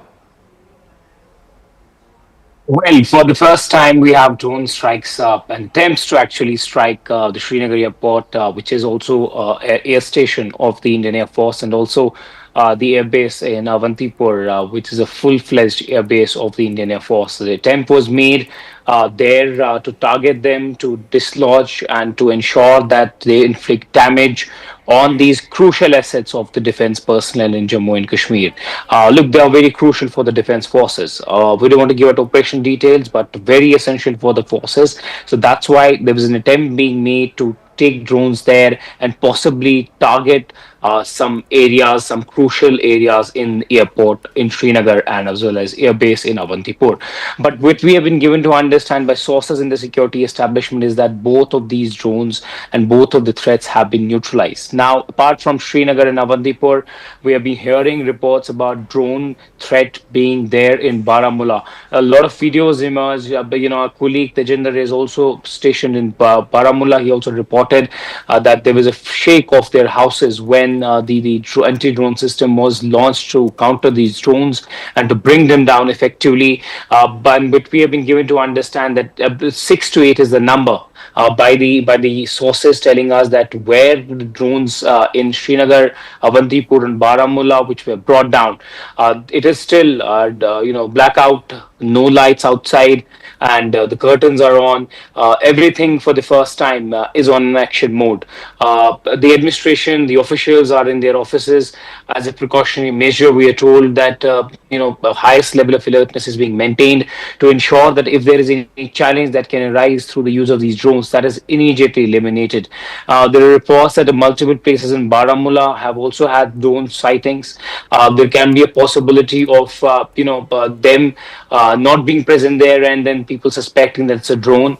But the establishment has readied its air defense system that whenever in their radar there is any drone which flies in the important and crucial zones, that they are completely destroyed and decimated. We saw that yesterday, the government of India, the MHA, the defense ministry said that none of the drones was allowed to actually come down or attack any place whatsoever to inflict any damage or casualties. Whether it's Pakistan testing India's waters, whether they are trying to play tricky games, that is something that the government and the police and the security agencies are keeping a very close, tight eye on. But on the line of control, Aishman, the ceasefire violation is continuing relentlessly. But we have been given to understand that even before the sunset today, they opened indiscriminate fire. There was massive mortar shelling that was seen and witnessed in Uri sector, in Kupwara as well. Artillery being used, and which has actually resulted in many families being uprooted. But yesterday was the most intense shelling part. Yesterday was intense shelling. People were thrown out of their houses. One lady died. It's a very sad story that she was trying to escape from the shelling. They were in a car, and then one shrapnel from the entire, artillery that fell somewhere close to their vehicle came in from the top and just pierced through her neck and killed her later before she reached the hospital. So it's a sad story that people are dying on the line of control or are getting dislodged from their houses. They are being uprooted. They're being moved out. Several people have left on their own, while the government is also providing them accommodation, food and shelter to ensure their safety. The ambulances have been kept there, but it's hard to actually lift anyone when there is massive artillery shelling taking place. But the drones hit in Srinagar, Avantipur and across Kashmir Valley have been eliminated. First such drone attack after Jammu yesterday. Now the agencies are trying to ensure that they get a full hand on the situation that's unfolding. Absolutely. That's the situation coming in from Srinagar. Please stay safe there, Ishan. I'm also getting a report from other parts which are also seeing these drone strikes, ladies and gentlemen, Pathankot as well as Jaisalmer. Anvid Srivastav also joining us from Jaisalmer, which has also seen a fresh round of drone strikes. Anvid, what's the latest right now in Jaisalmer? Ayushman, we are right now in Jaisalmer at a location that is closer to the border, and we are far from the city because we are closer to the border. And the IB, the international border, lies hardly 70 to 80 kilometers from here, because the last village, Ramgarh, there the vehicular movement beyond that has been stopped. Army has taken over, and they are not allowing media and civilians beyond that point. But where we are right now, last night a lot of shelling was reportedly seen from this point as well where we're standing. But today the skies are comparatively clear, as you can see. But yes, the complete blackout, as you can see, the street lights are all off. People have been told to keep minimal vehicular movement, that too without the usage of headlights. Advisories have been issued to put thick curtains on the windows and do not switch any lights on from 6 p.m. to 6 a.m. in the morning. Now these precautionary measures are being taken to save civilian architecture, not only architecture but also prevent any harm to lives from the Pakistani shelling and cross-border firing that the Pakistan has been resorting to since last night. The number of shells rained was so high in this area in Jaisalmer that today not only one such bomb had to be defused by the military in Kishanghat area of Jaisalmer, but another was also discovered which had remained unattended and was reported by the local villagers. So much of shelling had taken place yesterday, and so much of drone attacks could be visible from the point where we're standing right now, that fear and uncertainty loom as villagers stay indoors. Police, however, are continuing heavy patrols in the area, and the army is keeping a tight vigil on the activities across the border. Right, so that's the latest coming in from Jaisalmer. As you can see, Anvit over there reporting in complete darkness. There's a complete blackout in Jaisalmer as the drone strikes continue, and there's a threat of more artillery firing as well as drone strikes coming in from Pakistan. But the Indian Defence Forces on high alert. At the same time, the Indian Defence Forces as well as the air defence systems are repelling all the drone strikes that are coming in from Pakistan. But clearly, as a precautionary measure, several of these areas now witnessing a complete blackout. Also, what we're learning is that these drones have been sighted at around 26 locations ranging from Baramulla in the north to Bhuj in the south and along the international border as well as the line of control with Pakistan. Now, these include suspected armed drones posing potential threats to both civilian and military targets. So it's not just the military targets that are being targeted by the Pakistani state, it's also these civilian areas. These locations include Baramulla, Srinagar, Avantipora, Nagrota, Jammu, Firozpur, Pathankot, Lalgarh, Jatta, Jaisalmer, Barmer, Bhuj, Kuwarbat, as well as the Lucky Nala areas along the international border as well as the line of control. Let's get a view from Pathankot, also one of the affected areas by these drone strikes. Anshul Singh is reporting from Pathankot to get us the latest. Anshul, give us the update from Pathankot right now as the situation continues to remain grim. Well, yes, at approximately 7:30 p.m. a complete blackout was announced out here in Pathankot, and since then, since 7:30 till at approximately 9 to 9:30 p.m. there have been at least 14 to 15 blast explosions that I have counted myself out here in Pathankot. But at this point in time, over the last hour and a half, there has been absolute peace that has been maintained over here. Sirens went out over here at the Pathankot Air Base at approximately 8 p.m. Today as well, but there were at least 15 projectiles that were launched from the side of Pakistan. Whether these were drones, whether these were missiles, this is something that will be investigated tomorrow once the light hits. But yes, this is one of the modus operandi that is being utilized by Pakistan at this point in time. They try to take the hide behind the night and then eventually, like this morning as well, at approximately 4:30 a.m. this morning, there were a few drones and projectiles that were yet again launched from the side of Pakistan. So at this point in time, definitely the guards are not down. Everything is checked up. Blackout has still been announced. There has been no other communication that has been made from the side of the administration. The administration has made this very clear that all the SOPs that needs to be followed during the time of a blackout, that should be followed over here, and hence that is being done at this point in time. But yes, one thing we can confirm to our viewers, that at least 15 explosions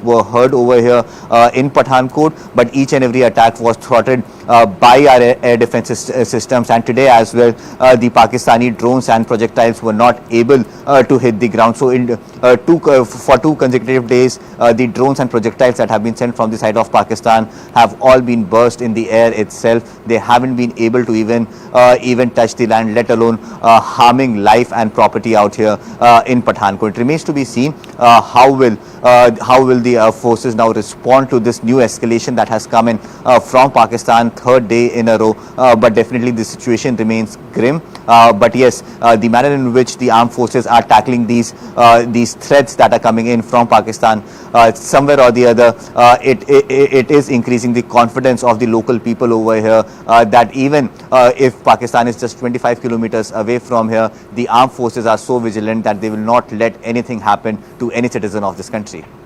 Absolutely, and also we're getting more information that Avantipora has also seen drone strikes coming in from Pakistan. Also, we're getting an update as well that, as we were saying, the drones have been sighted at around 26 locations, ranging from both Baramulla in the north to Bhuj in the south, along the international border, as well as the line of control with Pakistan. This is new information coming in. Now, these include suspected armed drones posing potential threats to civilian as well as military targets, ladies and gentlemen. Now, regrettably, what also we're learning is that an armed drone targeted a civilian area in Firozpur, resulting in severe injuries to members of a local family. The injured have been provided medical assistance, and the area has been sanitized by the security forces. So that is more information that's coming in, where civilians are also in the crossfire when it comes to these attacks coming in from Pakistan, the drone strikes. Now, this armed drone targeted a civilian area in Firozpur, resulting in severe injuries to a local family. And other areas, as we are showing you on our screens, including Baramulla, Srinagar, Avantipora, Nagrota, Jammu, Firozpur, Pathankot, Lalgarh, Jatta, Jaisalmer, Barmer, Bhuj, Kuwarbat and Lakhinala have also been targeted by these drones. Akash is also with us on the broadcast when it comes to these new developments which are coming in, where civilians are also in the line of fire from Pakistan, because Pakistan is not discriminating between military and civilian targets. Akash. Yes, and in fact, these 26 locations, you rightly pointed out, these 26 locations have seen the drone attacks in the last 2 hours, specifically starting from 8 p.m. last evening.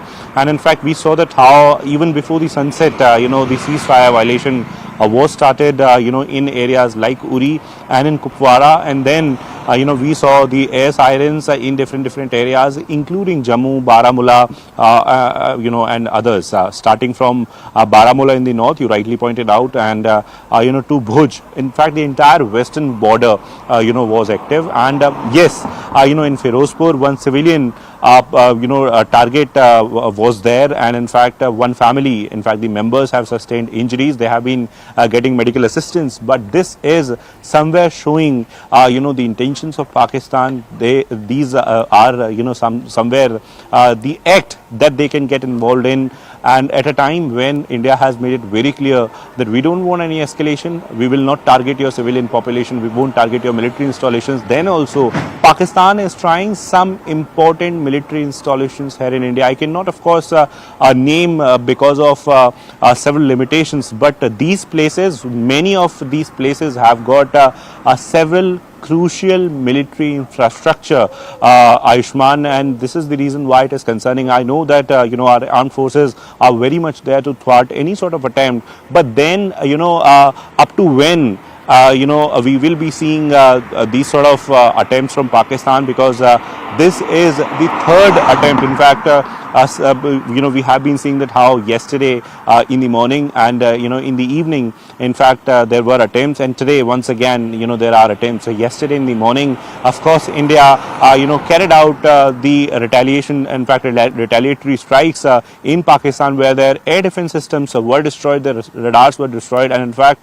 their air defense system in Lahore was destroyed. Then last evening, in fact, operation was there. We still don't know. We did not have, in fact, we were not provided with any sort of detail, because operations are still on. And as Raksha Mantri said, Operation Sindoor very much, is very much on. But then, civilians are getting impacted because of it. And now, in fact, this sort of action that government is going to take will be something that will be very crucial to watch for. Right, thank you, Akash, for getting us those updates. We're getting some more updates, ladies and gentlemen, when it comes to India's counter-strike. Also, what we are learning is that National Security Advisor Ajit Doval and External Affairs Minister S. Jaishankar have left from the Prime Minister's residence after the crucial meeting over the counter-strike to Pakistan. And that's the big news that's coming in, that after that crucial meeting at 7 Lok Kalyan Marg, now both the National Security Advisor as well as the External Affairs Minister, those are the visuals on your screen, they have left 7 Lok Kalyan Marg after that crucial meeting over India's counter-strike to Pakistan. And joining us on the broadcast is Arun Dhanta, also to get us the details. Arun, over to you.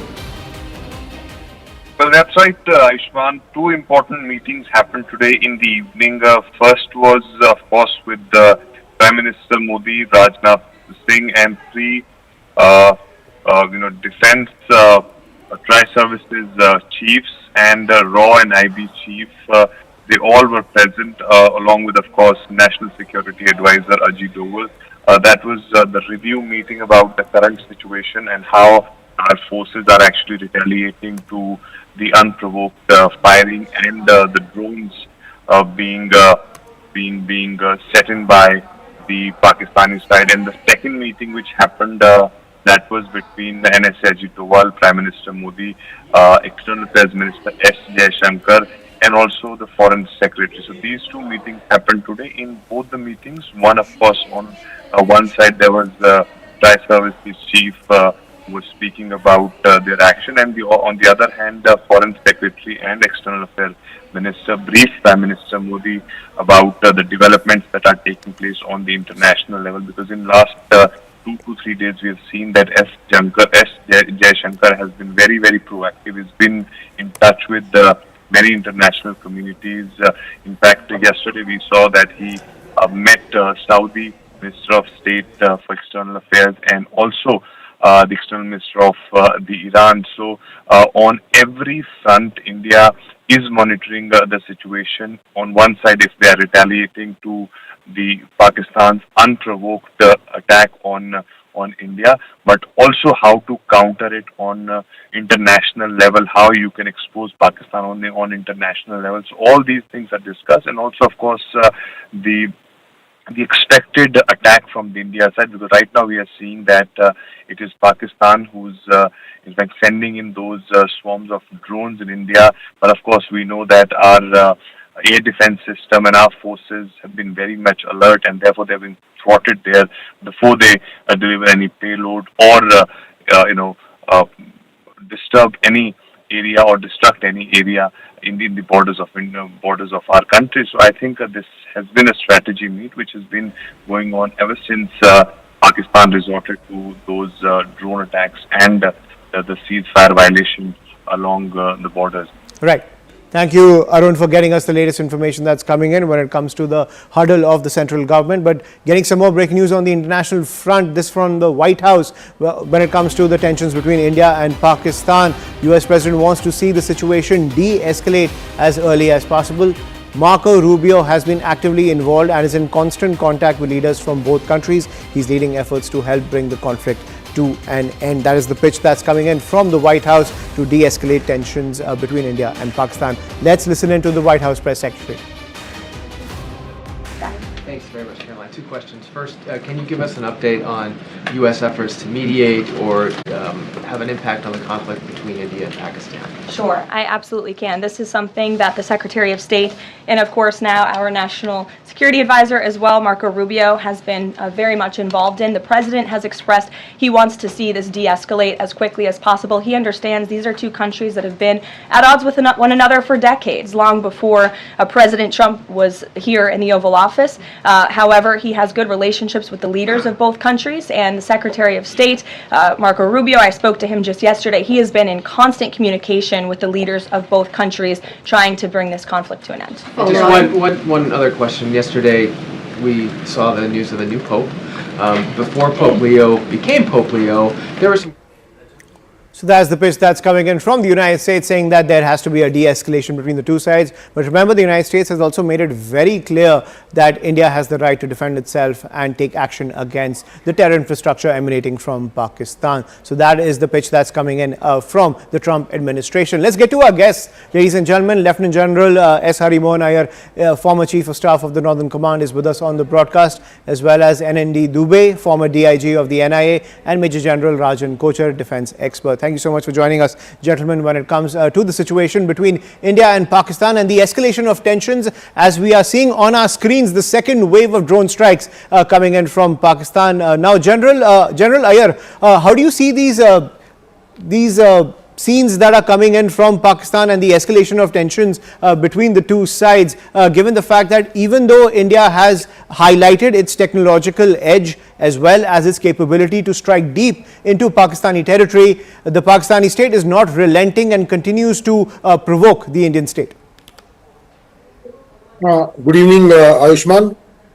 Firstly, a word of caution. You know, there is a difference between drone sighting and drone attack. What is happening is drone sightings. So when they say 26 drone sighting, doesn't mean 26 drones are attacking you. So I'll exercise a word of caution, because what happens is it unnecessarily creates, a little confusion and a kind of tempers flare on this. So this is one thing which I will request through you to your correspondents, that they should differentiate between the drone sightings and drone attacks. When you mean drone attack, means it's a drone which is coming with an intention of attacking, the way we did on the terrorist basis on 7th of May. So that's the first thing. Secondly, what has happened now, we have had 2 days since we targeted those 9 sites. We have given him a bloody nose. And you all know that in Pakistan, it's the country owned by the army.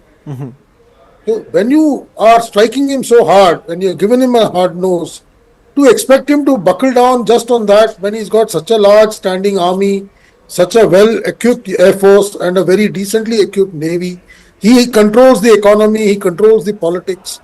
So for him to cow down just because you hit 9 sites and, come to a negotiating table without, doing something, is asking for the moon. So that is first thing. We should be assured, you see our AD is doing a fantastic job. We are knocking down everything that is coming from his side, right? And just be assured, most of these drones have been taken out by our, AD guns, which are vintage guns. We have been able to make them counter-drone capable because of our Atmanirbhar capacities.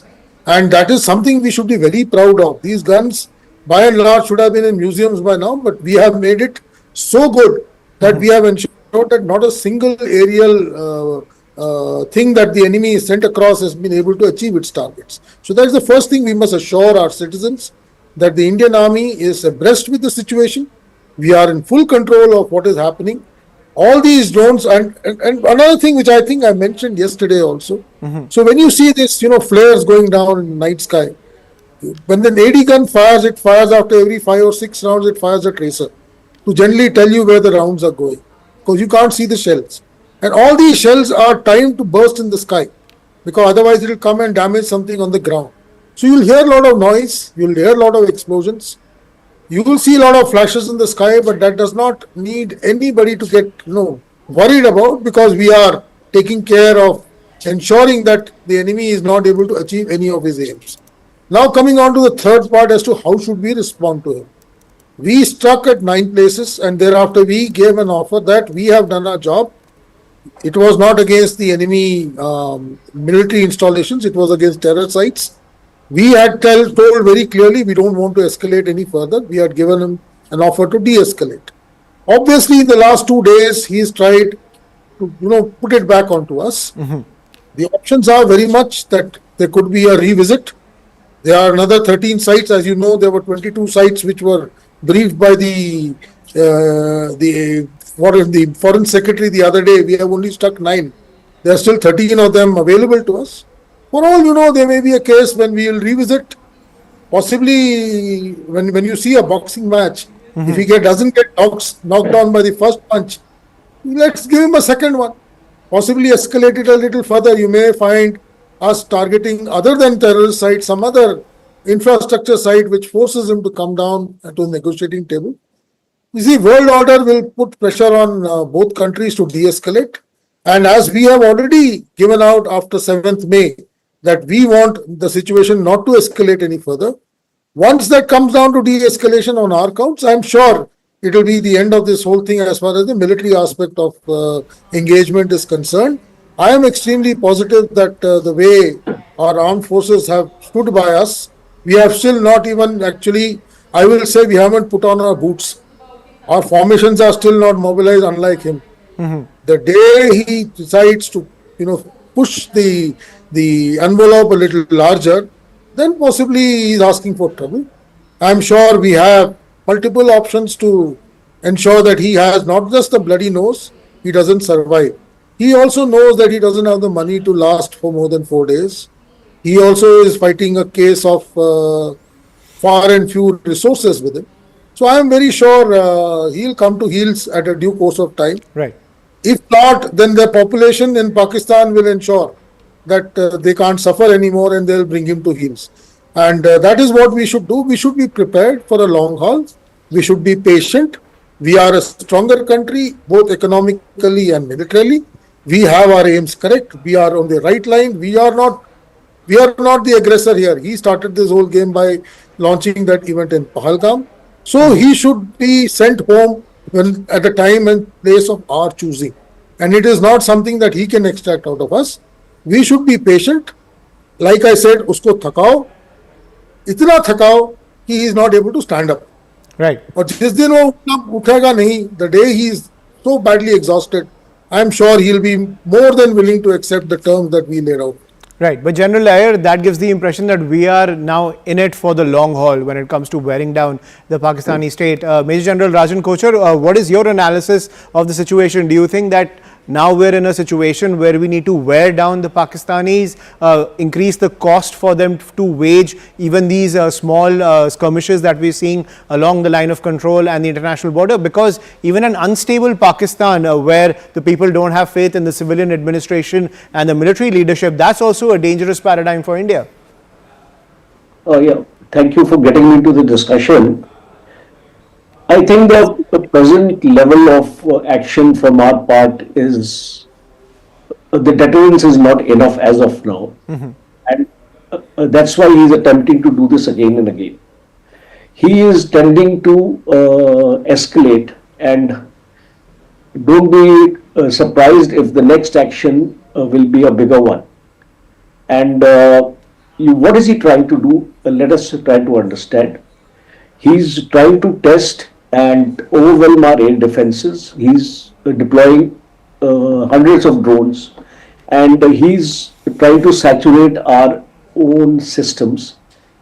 He's also trying to identify the gaps wherever he can and gather intelligence. See, a drone is a double-edged weapon. It is not only you are arming the drone to carry out a strike, it's also used for intelligence gathering and reconnaissance. So what we are actually allowing him to do is that once his drones get inside our own positions, our defense layouts do get exposed, and that is one danger you know it is available. then there is a psychological pressure on the civil population. See, we are trained in the army.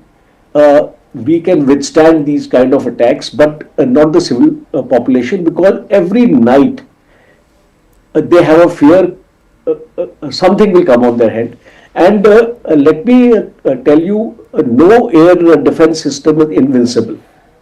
If we are stating that हमने 100% drones मार दिए, it's not possible. Some of the drones will get inside and will cause casualties, as we are. You brought out, I think in Firstpost it has happened. Right. Some people have got injured. Then what happens is now he is in the process of collecting information. He is now, the initiative is in his hands, because each time we are reacting to a situation. Because every time he carries out an attack, we get into a huddle. The Prime Minister and the Raksha Mantri, External Affairs Minister, and they say all then start meeting each other in the middle of the night and try to work out some kind of a tit for tat mechanism. So this is my personal opinion. It's this is the way I take it, and I sort of feel it, that our cost which we have to give it to him has to increase. The deterrence has to be felt by him, because unless how are we wearing him out? He is only launching the drones. He is not doing anything. His army, our army is also being there, and his force is also there. Both of them are equally deployed. So as much as he is wearing out, we are also wearing out. Right. So we need to understand this aspect, because, and I think I feel the Prime Minister is very much aware of this situation, and I'm sure some hard decisions will be taken. Today we saw the Naval Chief being called twice by the Prime Minister, and once in the morning and once in the evening. And I'm quite certain that something is on the cards, and I'm sure with our leadership of the army, they are the best people to take the call, because they have the complete information of the battlefield. Right. They know what kind of movements are taking place on the Pakistani side. We are not aware. So we are nobody to suggest to them that what action is to be taken. Absolutely. They are in the, and one last point I want to make is the IMF news which has just come in. Pakistan has got the bailout package, $1.3 billion, and I think India abstained from voting. And the world has to come up now. As you see, we are ensuring we are fighting our own war. But in case we want to expose Pakistan as a state, we require support from other nations, especially the USA. And we were quite positive that something will happen and this money will not be given to Pakistan, because at this point of time and at this juncture, if he gets that money, he is going to use it against us. We keep on saying that, he can last for 4 days, 5 days. China is there to support him. So something has to be done, blockading his entire Karachi harbor and things like that. Some strong decision like that has to be taken, so that the cost has to be felt to him, because unless we give him that cost, I think he's not going to come on the table. Thank you, General Kochhar, as well as General Iyer, for giving us your perspective on this entire situation that is escalating between India and Pakistan, where India continues to give a befitting reply to the Pakistani state, which continues to provoke India when it comes to the situation at both the line of control as well as the international border. You can see those visuals on your screen. The provocation continues to come in from Pakistan, but India's air defense systems are up, ready and active, and are countering each and every threat. We will continue to track all the developments coming in. For now, a quick break. More news and updates on the other side.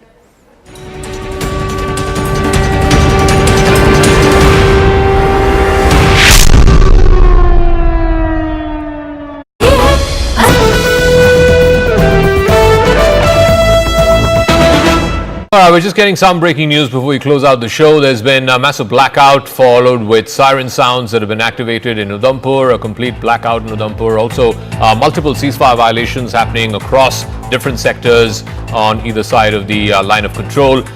So not yet quite the repeat of what we saw yesterday, but still heavy artillery firing happening on across the LOC. Akash has more details on this. Akash, so is it restricted to CFV violations and artillery shells right now? Are we seeing any kind of drone activity yet?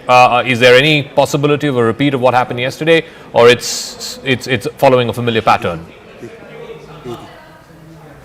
I'm hearing the sirens. In fact, here in Jammu, I'm not allowed to go outside because of the light and some sort of restrictions that are in place, Zaka. Yes, we are learning about one drone attack here in Jammu.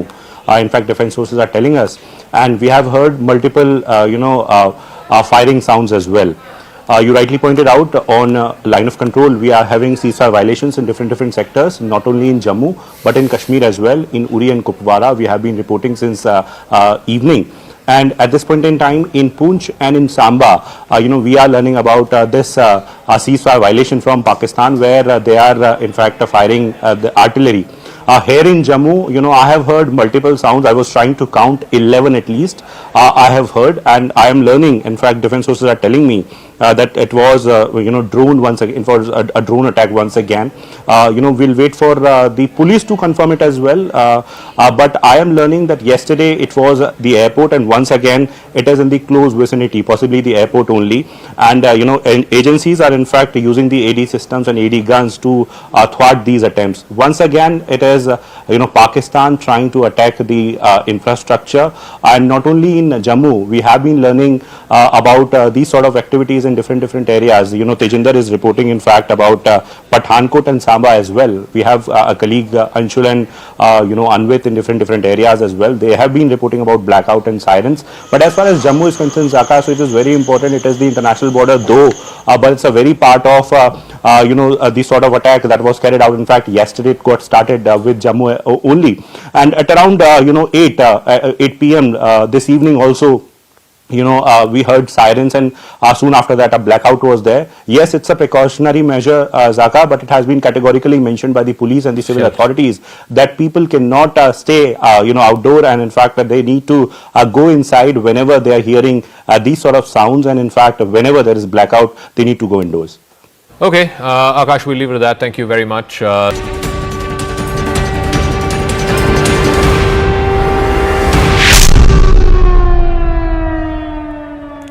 And amid the strikes coming in from Pakistan, we're getting a piece of breaking news where an armed drone targeted a civilian area in Firozpur, resulting in severe injuries to members of a local family. The injured have been provided medical assistance, and the area is currently being sanitized by the security forces. We have a reaction from the local police in Firozpur. Let's listen in.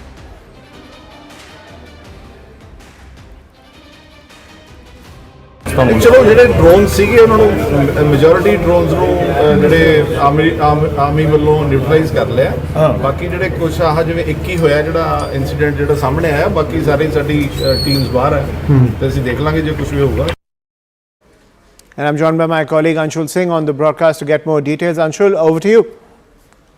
So yes, this incident happened at approximately 8:30 p.m. this evening in Firozpur district. This entire incident happened in the village, in a village in this entire district, and it is being said that the manner in which Pakistan has yet again attacked and targeted civilians, because remember this was a village that was targeted. 3 members of the family have been badly injured.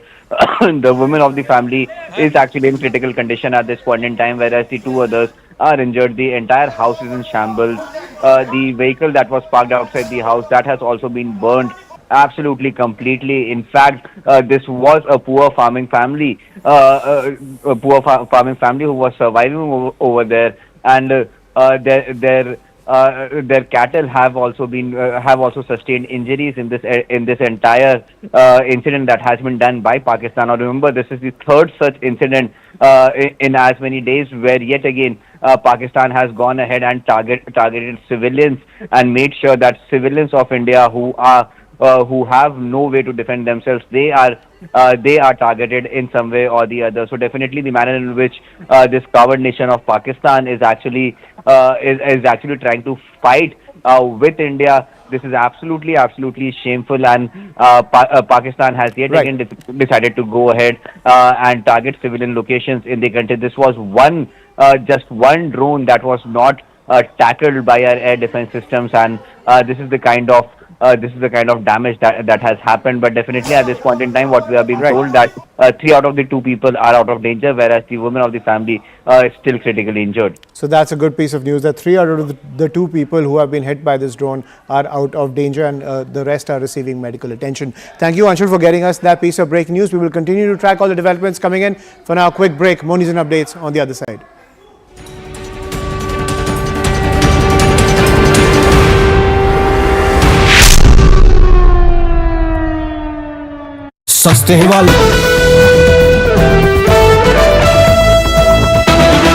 We're just getting some breaking news before we close out the show. There's been a massive blackout followed with siren sounds that have been activated in Udhampur, a complete blackout in Udhampur. Also, multiple ceasefire violations happening across different sectors on either side of the line of control. So not yet quite the repeat of what we saw yesterday, but still heavy artillery firing happening on across the LOC. Akash has more details on this. Akash, so is it restricted to CFV violations and artillery shells right now? Are we seeing any kind of drone activity yet? Is there any possibility of a repeat of what happened yesterday, or it's following a familiar pattern? I'm hearing the sirens. In fact, here in Jammu, I'm not allowed to go outside because of the light and some sort of restrictions that are in place. Zaka, yes, we are learning about one drone attack here in Jammu. In fact, defense sources are telling us, and we have heard multiple firing sounds as well. You rightly pointed out on line of control, we are having ceasefire violations in different sectors, not only in Jammu but in Kashmir as well. In Uri and Kupwara, we have been reporting since evening. And at this point in time, in Poonch and in Samba, we are learning about this ceasefire violation from Pakistan, where they are in fact firing the artillery. Here in Jammu, I have heard multiple sounds. I was trying to count 11 at least. I have heard, and I am learning. In fact, defense sources are telling me that it was drone once again, for a drone attack once again. We'll wait for the police to confirm it as well. But I am learning that yesterday it was the airport, and once again it is in the close vicinity, possibly the airport only. And agencies are in fact using the AD systems and AD guns to thwart these attempts. Once again, it is Pakistan trying to attack the infrastructure, and not only in Jammu. We have been learning about these sort of activities in different areas. Tejinder is reporting in fact about Pathankot and Samba as well. We have a colleague Anshul and Anvit in different areas as well. They have been reporting about blackout and sirens. But as far as Jammu is concerned, Zaka, so it is very important. It is the international border though, but it's a very part of the sort of attack that was carried out. In fact, yesterday it got started with Jammu only, and at around 8 p.m. This evening also, we heard sirens, and soon after that a blackout was there. Yes, it's a precautionary measure, Zaka, but it has been categorically mentioned by the police and the civil authorities that people cannot stay outdoor, and in fact that they need to go inside whenever they are hearing these sort of sounds, and in fact whenever.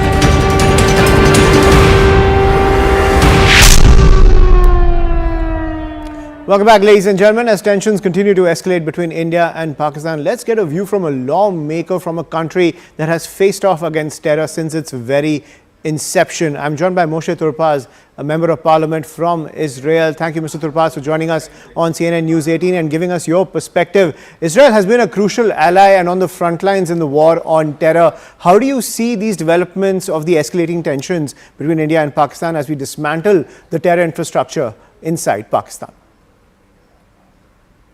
So Israel has been fighting for its life for 77 years, since it was founded in 1948. And we, the Jewish people, actually have a 3,000 history of fighting for our lives in the land of Israel, and also when we were around the world, scattered and without a country of our own. So I can relate to this situation, and I must say I think the defense against attacks is something that every country, as small as Israel or big as India, has to work on. I think it's very concerning because as we see it, we in Israel didn't know or are not aware of the fighting between Pakistan and India. And I think every time there is a terror against a country, this is something that we relate to. We understand how you feel when you're attacked like that. Right. Mr. Turpaz, if we look at India and Israel, terror is a major threat to democracies and liberal values, something that both nations represent. Is it time for this to become a global stand of powerful and effective democracies to label terror as a threat to humanity?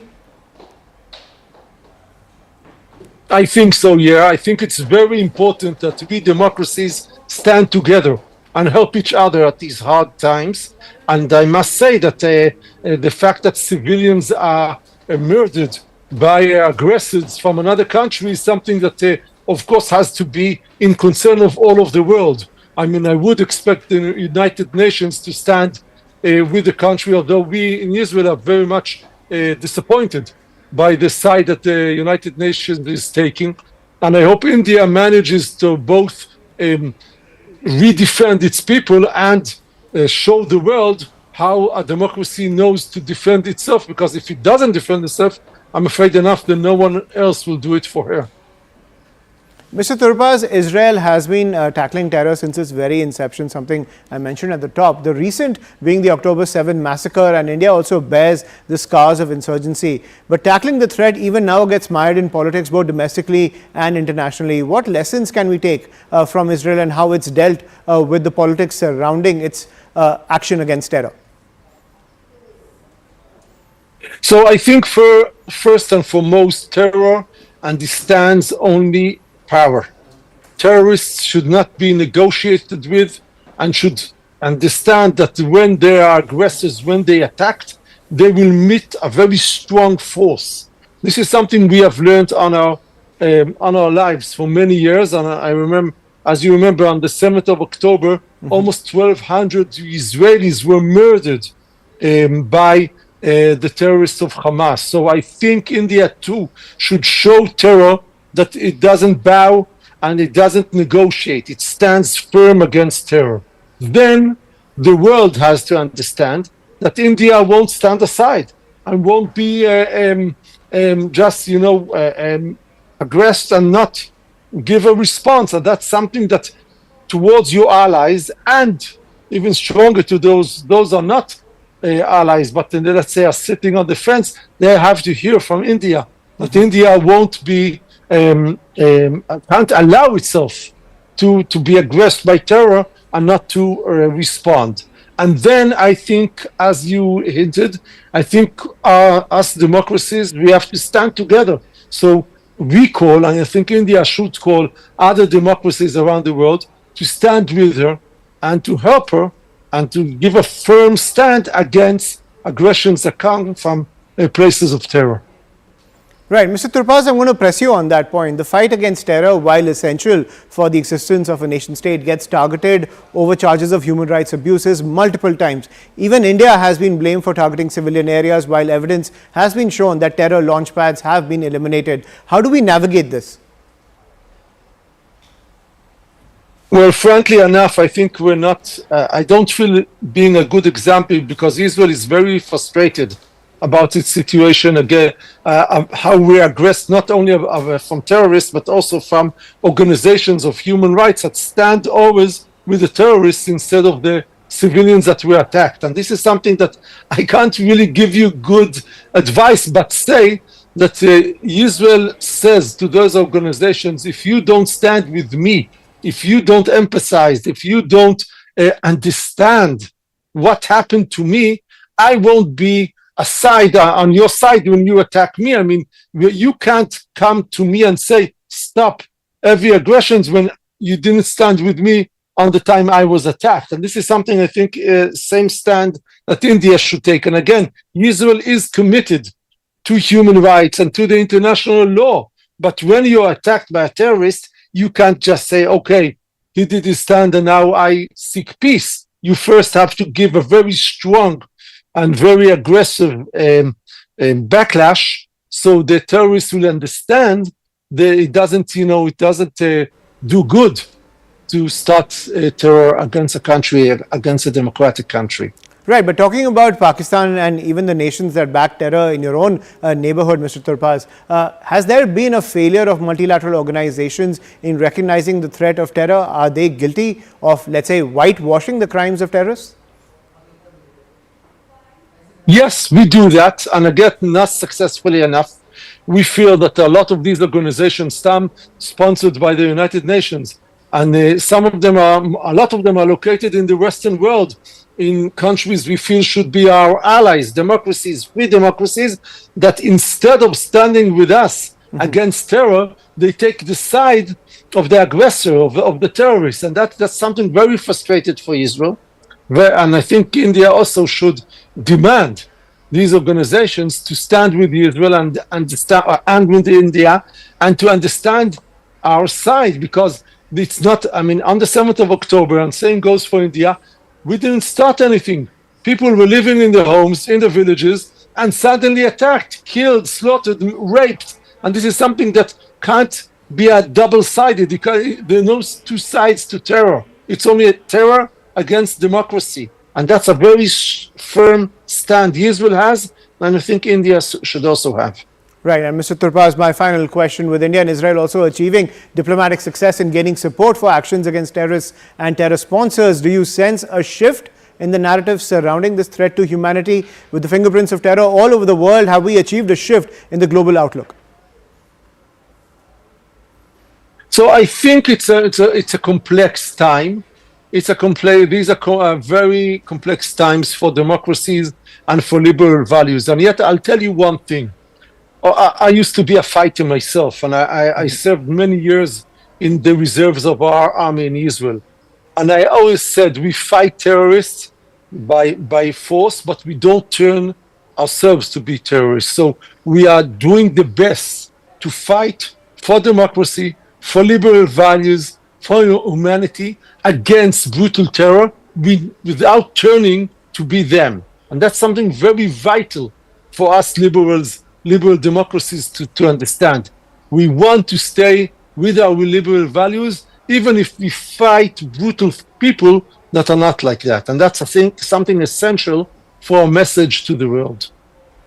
Right. Thank you, Mr. Turpaz, for sharing your perspective, as well as the fact that how India and Israel are in the same boat when it comes to the fight against terror. We're going to take a quick break now. More news and updates on the other side.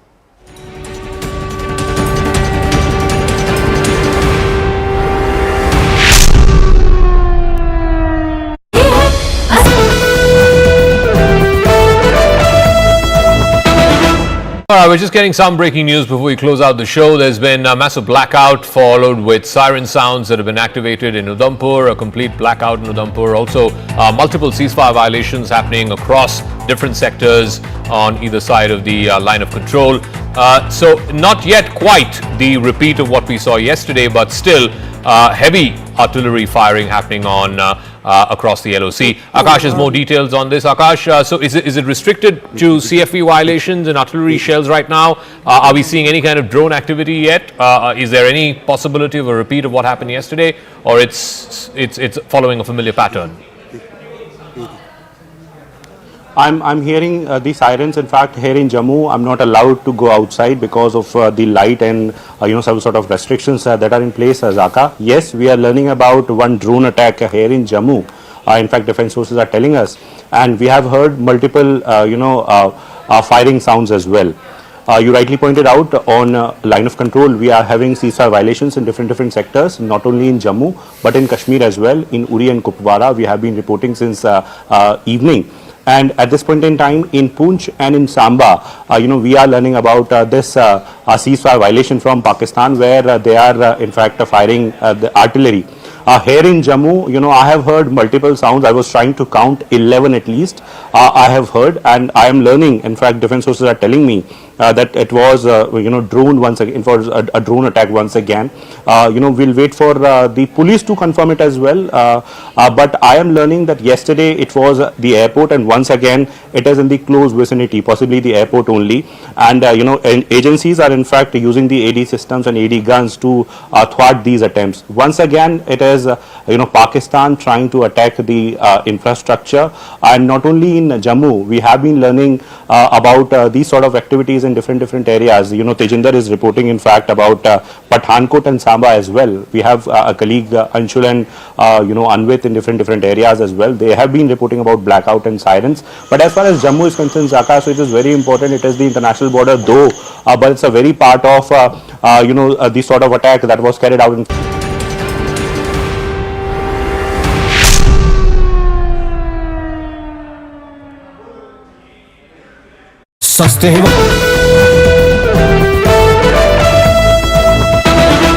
We're just getting some breaking news before we close out the show. There's been a massive blackout followed with siren sounds that have been activated in Udhampur, a complete blackout in Udhampur. Also, multiple ceasefire violations happening across different sectors on either side of the line of control.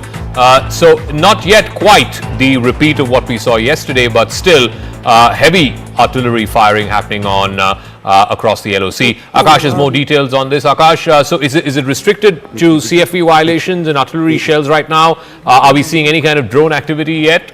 Is there any possibility of a repeat of what happened yesterday, or it's following a familiar pattern? I'm hearing the sirens. In fact, here in Jammu, I'm not allowed to go outside because of the light and some sort of restrictions that are in place. Zaka, yes, we are learning about one drone attack here in Jammu. In fact, defense sources are telling us, and we have heard multiple firing sounds as well. You rightly pointed out on line of control, we are having ceasefire violations in different sectors, not only in Jammu but in Kashmir as well. In Uri and Kupwara, we have been reporting since evening. And at this point in time, in Poonch and in Samba, we are learning about this ceasefire violation from Pakistan, where they are in fact firing the artillery. Here in Jammu, I have heard multiple sounds. I was trying to count 11 at least. I have heard, and I am learning. In fact, defense sources are telling me that it was droned once again, for a drone attack once again.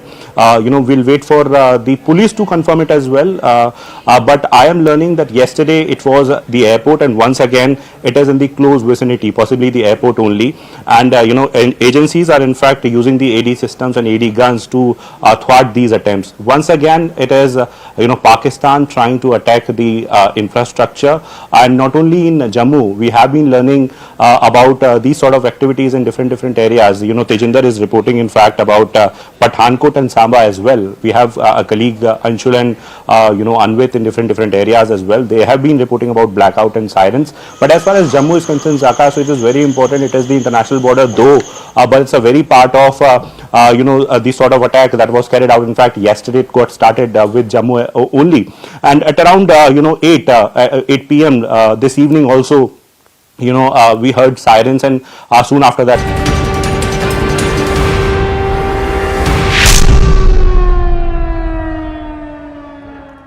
A very warm welcome to our live and rolling coverage of the border tensions between India and Pakistan, as India gives a befitting reply to Pakistan's misadventures and even displays its technological edge. Pakistan continues its drone strikes along the border, targeting several spots in Indian territory.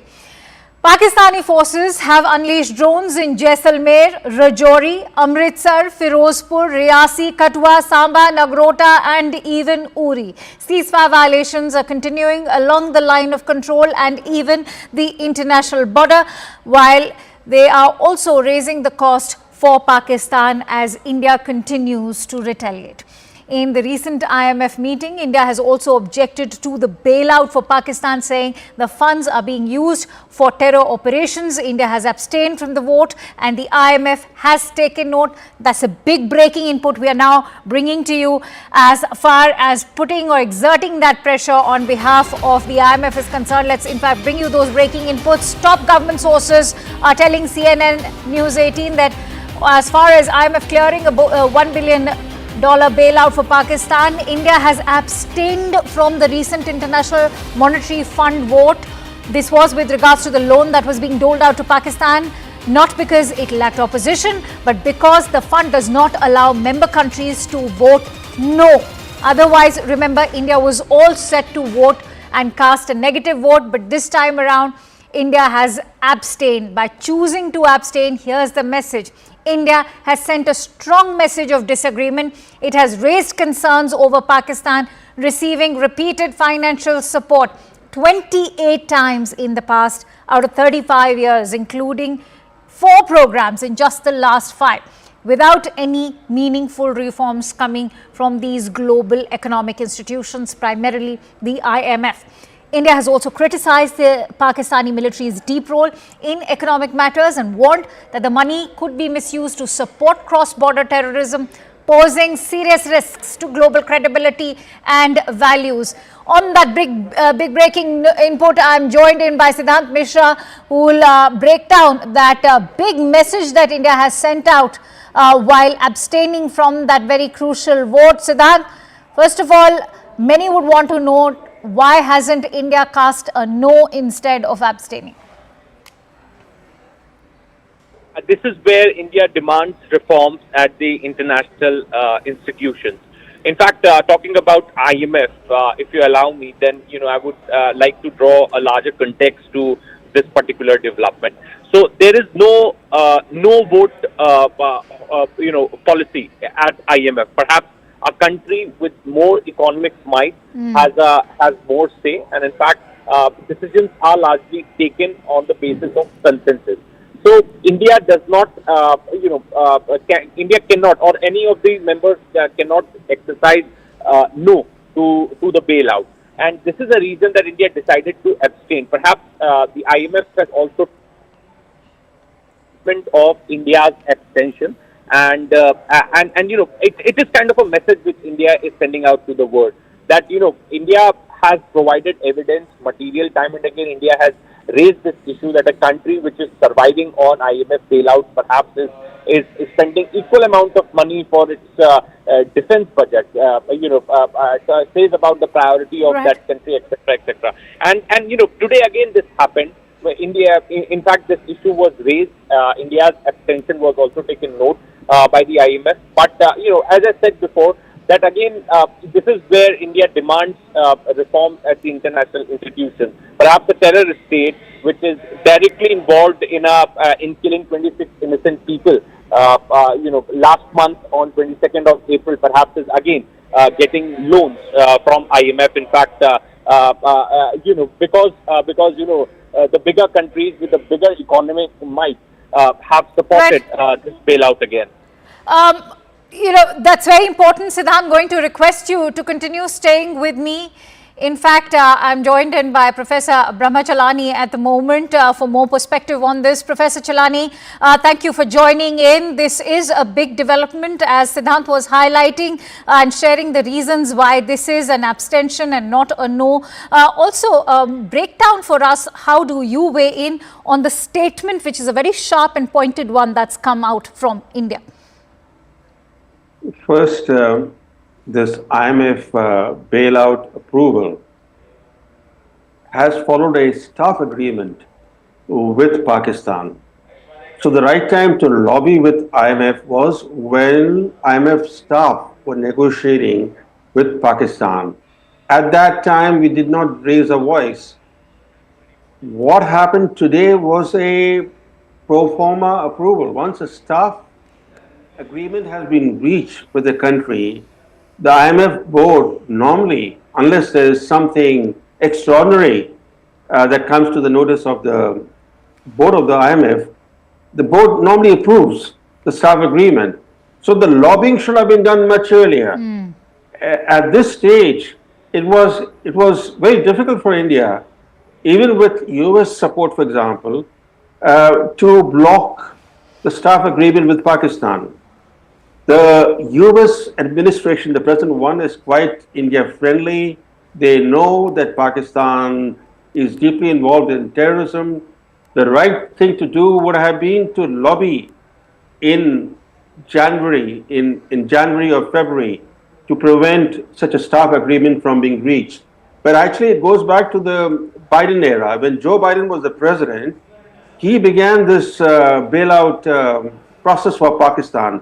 There was a big bailout that he helped secure for Pakistan, and then soon thereafter, he announced a $450 million deal to modernize and upgrade Pakistan's F-16 fleet against India. Look at the irony of it. On one hand, the US under Biden pressed IMF to bail out Pakistan because it was bankrupt or on the verge of defaulting, and then they signed a $450 million deal to modernize Pakistan's F-16 fleet without securing any commitment on counterterrorism.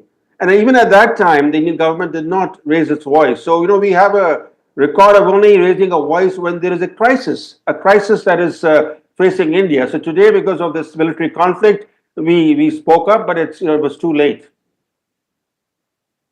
Thank you for making that very critical point, Professor Chelani. And I want to, also ask you about the entire statement that has come in. Do you think that that statement is hard-hitting? Even though it is hard-hitting, as you said, that we seem to have already missed the bus at a time when there's a lot of chatter about how we can exert pressure on Pakistan through these monetary institutions, whether it is the IMF or even make efforts to bring Pakistan back on the FATF grey list. How is this move in your point of view?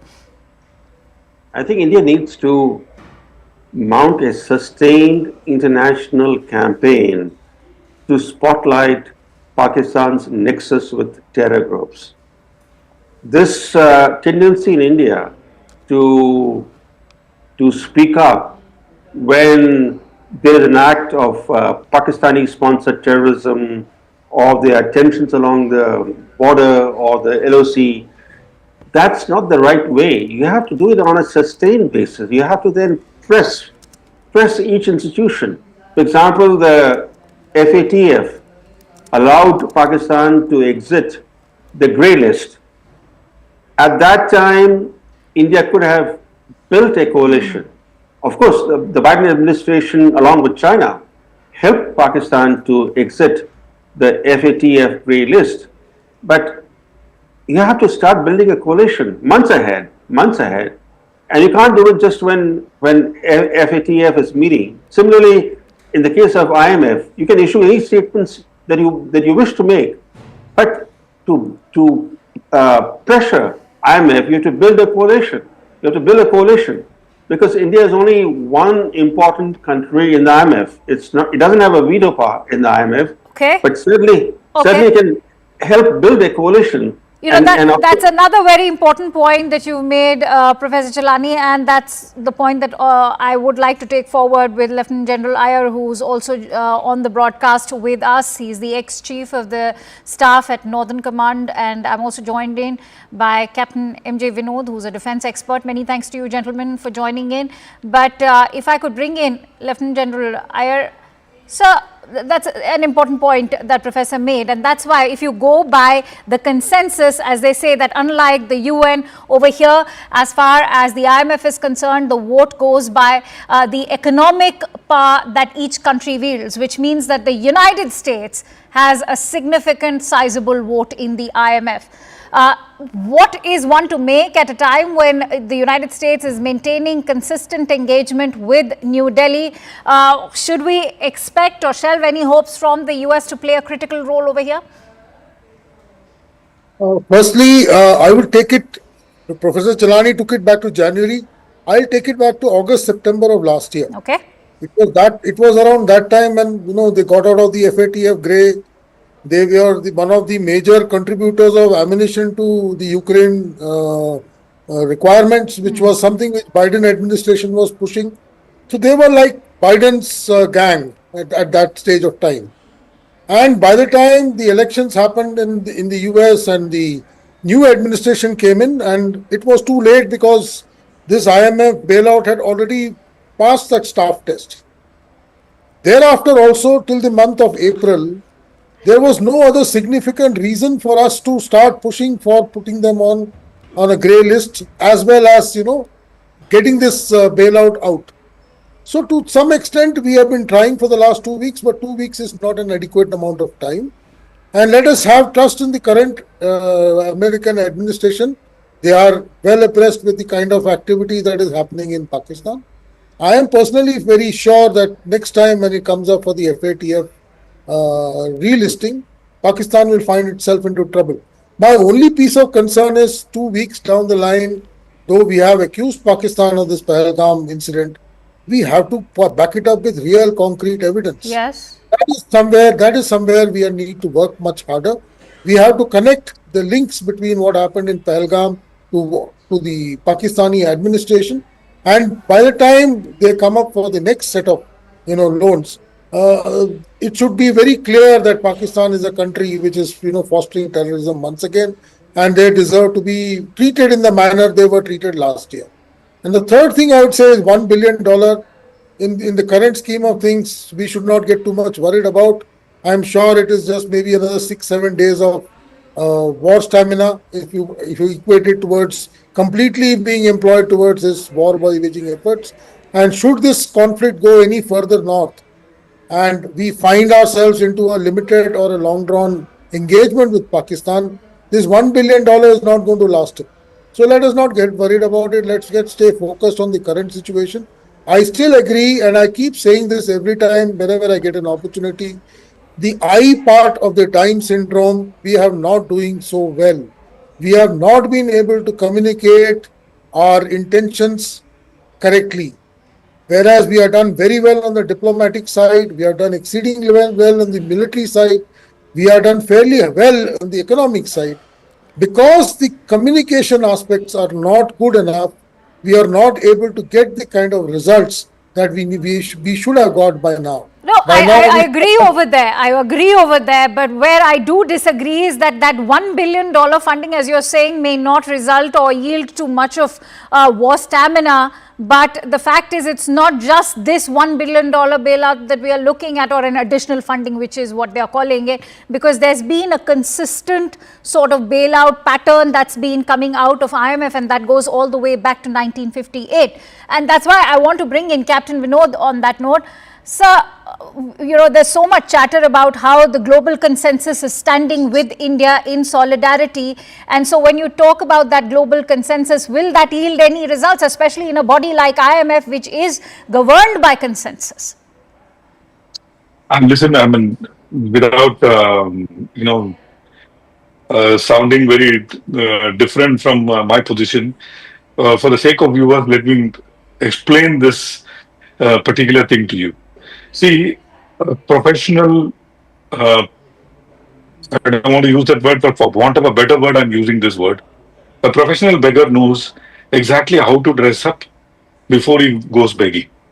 So, in FATF, when you go to take the money from IMF and not to get into FATF grey list, Pakistan has done a large amount of work. Before you go and submit your application, Pakistan knows exactly whom to go and meet, what to say, how to say, Germany, US, before it goes to IMF. To stay out of grey list,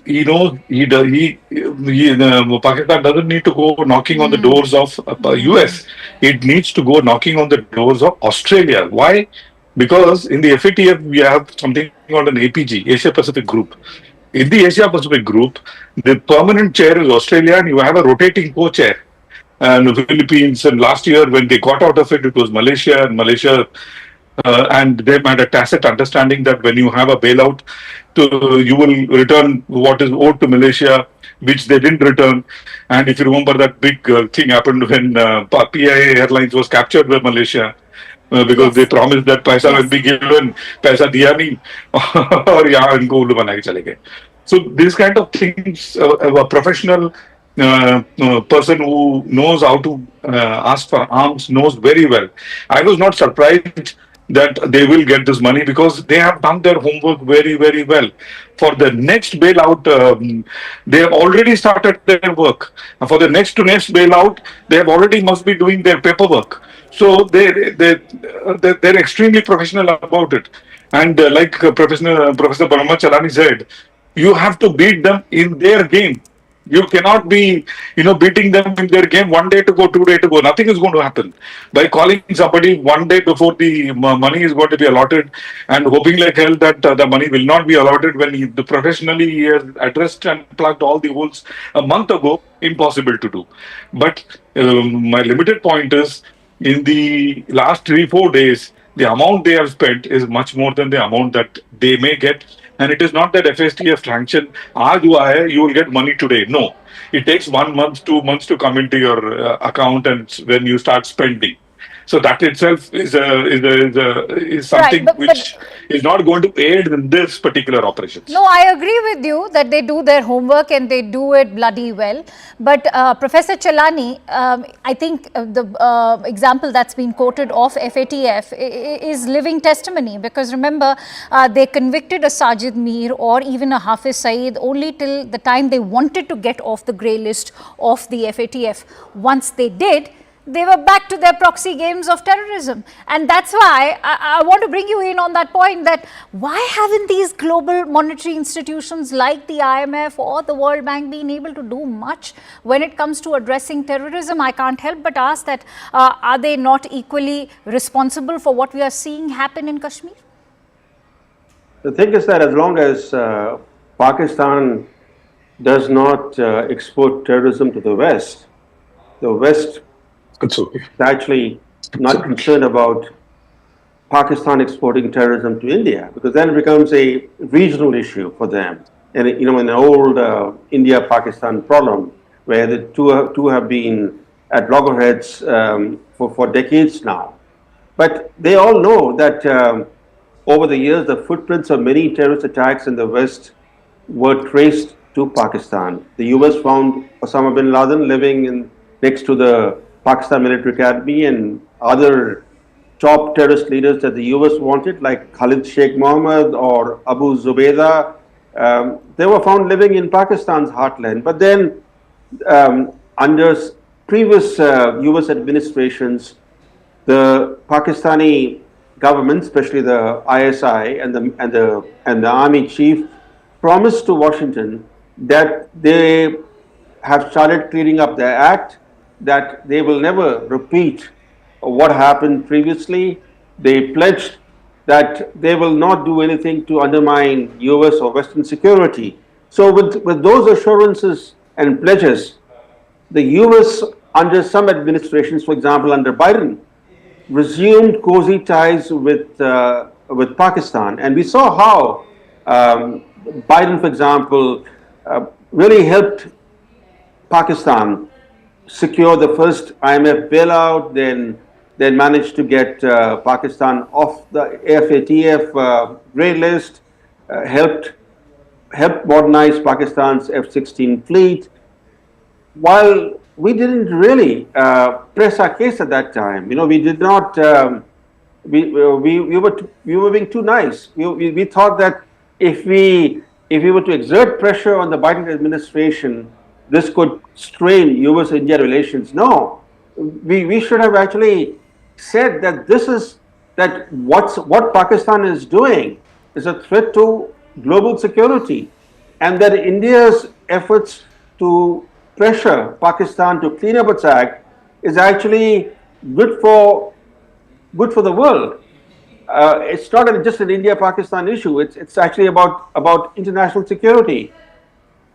The IMF bailout, and this is there was a big bailout that was initially supported by Biden administration, and now now the second bailout. Yes. But the IMF bailout is actually great leverage for the US, because as you rightly point out that the US has a virtual veto power in the IMF, and Pakistan needs the IMF bailout, not just because of the amount of money, because the IMF bailout allows Pakistan then to secure loans from elsewhere. For example, this latest release of $1 billion, this immediate release, $1 billion are being released to Pakistan and now. And we all know where it's going to go. Yes, but more importantly, because of this $1 billion deal, Pakistan now will be able to secure additional billions of dollars from Saudi Arabia and China. They were waiting China and Saudi Arabia were waiting for this IMF agreement. And now $1.2 billion swap deal with China will go forward, and there will be another major package from Saudi Arabia. All right, I think you've made another very critical point. Lieutenant General Iyer, how do you weigh in on that? That actually does sound alarm bells at the moment, because as we've been talking about, India has also stated it in the IMF that the Pakistani army, the military, has a lopsided sort of sway over the economy in Pakistan and how the funding is going to be utilized. So that indeed is a cause of concern now, even if it is just going to be slightly over $1 billion. I can't agree more with Professor Chalani. It's covered almost all the facets of this bailout. My only point here is whether this bailout came or not. The funds flow from both China and Saudi Arabia, if not through the front door, from the back door, would have continued. But this does give them legitimacy to now push through loans. These are ultimately loans. Like Pakistan, somebody said, Pakistan budget is, every budget tells us what is to be repaid and where the loans are going to come to repay the next year's, next year's budget. So it is a kind of a continuation they are living in. They are living in dangerous situation. No country would like to, have so much of external debt as Pakistan is. Their economy is in shatters. A war of maybe even 15 days is going to make their life miserable. They just cannot afford it. And I am very sure this 1 billion, like Group Captain Augustine said, it is not going to be of much use. A couple of jets going down and this $1 billion worth will, get covered over there. Possibly in the last 4 days, they have taken losses more than $1 billion as it is. But that having said, unfortunately, we are making Pakistan India-centric. And that is something we need to tell the world that the problem is not just going to be in India. Tomorrow, this epicenter of terror is going to bite everybody. Somebody said, keep snakes in your backyard and they're going to come and bite you. This point has to be rubbed into the Americans. 9/11 happened because there were people who were, raised by the Americans in the 80s. They came back and bit them in the late 90s. The same thing can happen through Pakistan in some stage of time. This has to be told to the Western world, and that's why, again, I said, we have to be much more active in the info domain. We have to be ballistic in the info domain. Our people should be able to communicate the points of view, our troubles, and also tell the world what is going to hit them later. We can survive, but will this be harmful to the world has to be told. And the last point I would like to add here is, possibly in the later half of last year and early part of this year, we were too focused on China. Our entire interest was trying to find a way to de-escalate with China because it was running into the third or fourth year. We were still worried that this is something which, and possibly we neglected Pakistan as possibly something which is not of, importance to us. And I guess, because I remember I've been in service and in an operational command, and we were literally only focused towards the north, and we're not looking in the west at all. Okay, I guess, Captain Vinod, I want to bring you in. Lieutenant General Iyer and Professor Chalani both have highlighted how India's homework should have begun much earlier, and perhaps we had distractions at the LAC as well, which perhaps kept us more focused on China front. But now that the Biden administration is gone, you have an administration which is more serious about tackling terrorism, something that we can stand by with the arrest or the extradition of Tahawoor Rana. What, in your view, could sort of perhaps expedite the US support when it comes to, tackling or exerting greater pressure via institutions like the IMF? Great question. In fact, just tell the viewers, their foreign office, the Section Affairs office equivalent of ours, has a separate division which is looking at only IMF loan bailouts and the paperwork and everything. There are a whole lot of people working in that particular department who are only looking at this. Now, let me draw a simile because I'm being a military man. You say you stay across Amritsar, they deploy one division or two divisions of force. Will you keep quiet? You will also deploy one or two divisions of force, isn't it? Similarly, in our external affairs ministry, we should, I mean, maybe they will learn a lesson. We should have a separate division continuously working to get these buggers into grey or blacklist. All the time. Career, officers should be working permanently to get these guys, give the guys what they deserve, which is blacklist. Else, it is going to bite us badly. And like Sir said, a couple of years went by when we lost focus on Pakistan, which is we are paying dearly for it. And I mean, I'm mincing no words. Even today, I think we are not giving it back to them as much as they deserve it. We can and we should, is my feeling. But then there are better brains taking better calls, so I'll leave it to their judgment. Otherwise, what we are seeing on the screen, we should not be seeing on the second or third I agree. day. Why were we waiting for a 22nd of April for the situation to have arrived to this point? But Professor Chalani, take a moment to weigh in on the reliance that Pakistan has had on the IMF, which goes, I will again say, it's gone over for decades. 1958, I have the entire list of all the bailout fundings that have gone. And it all began in 1958, 8th of December to be precise. And I can't help but say that, if it is about snakes in the backyards, when will they stop, in fact, harboring these snakes in the backyard? You expect better from the Trump administration. Two things stand out. This IMF bailouts for Pakistan began during the Cold War, when Pakistan was a surrogate of Western powers. So it was easy for Pakistan then to secure IMF bailouts. And once you get one bailout and you don't do your reforms, you become more and more dependent on IMF. It's getting IMF money is actually quite slippery for many countries because IMF imposes conditionalities that are pretty tough. And once you get into the IMF bailout trap, you continue to you continue to need more and more bailouts. And this has been Pakistan's story.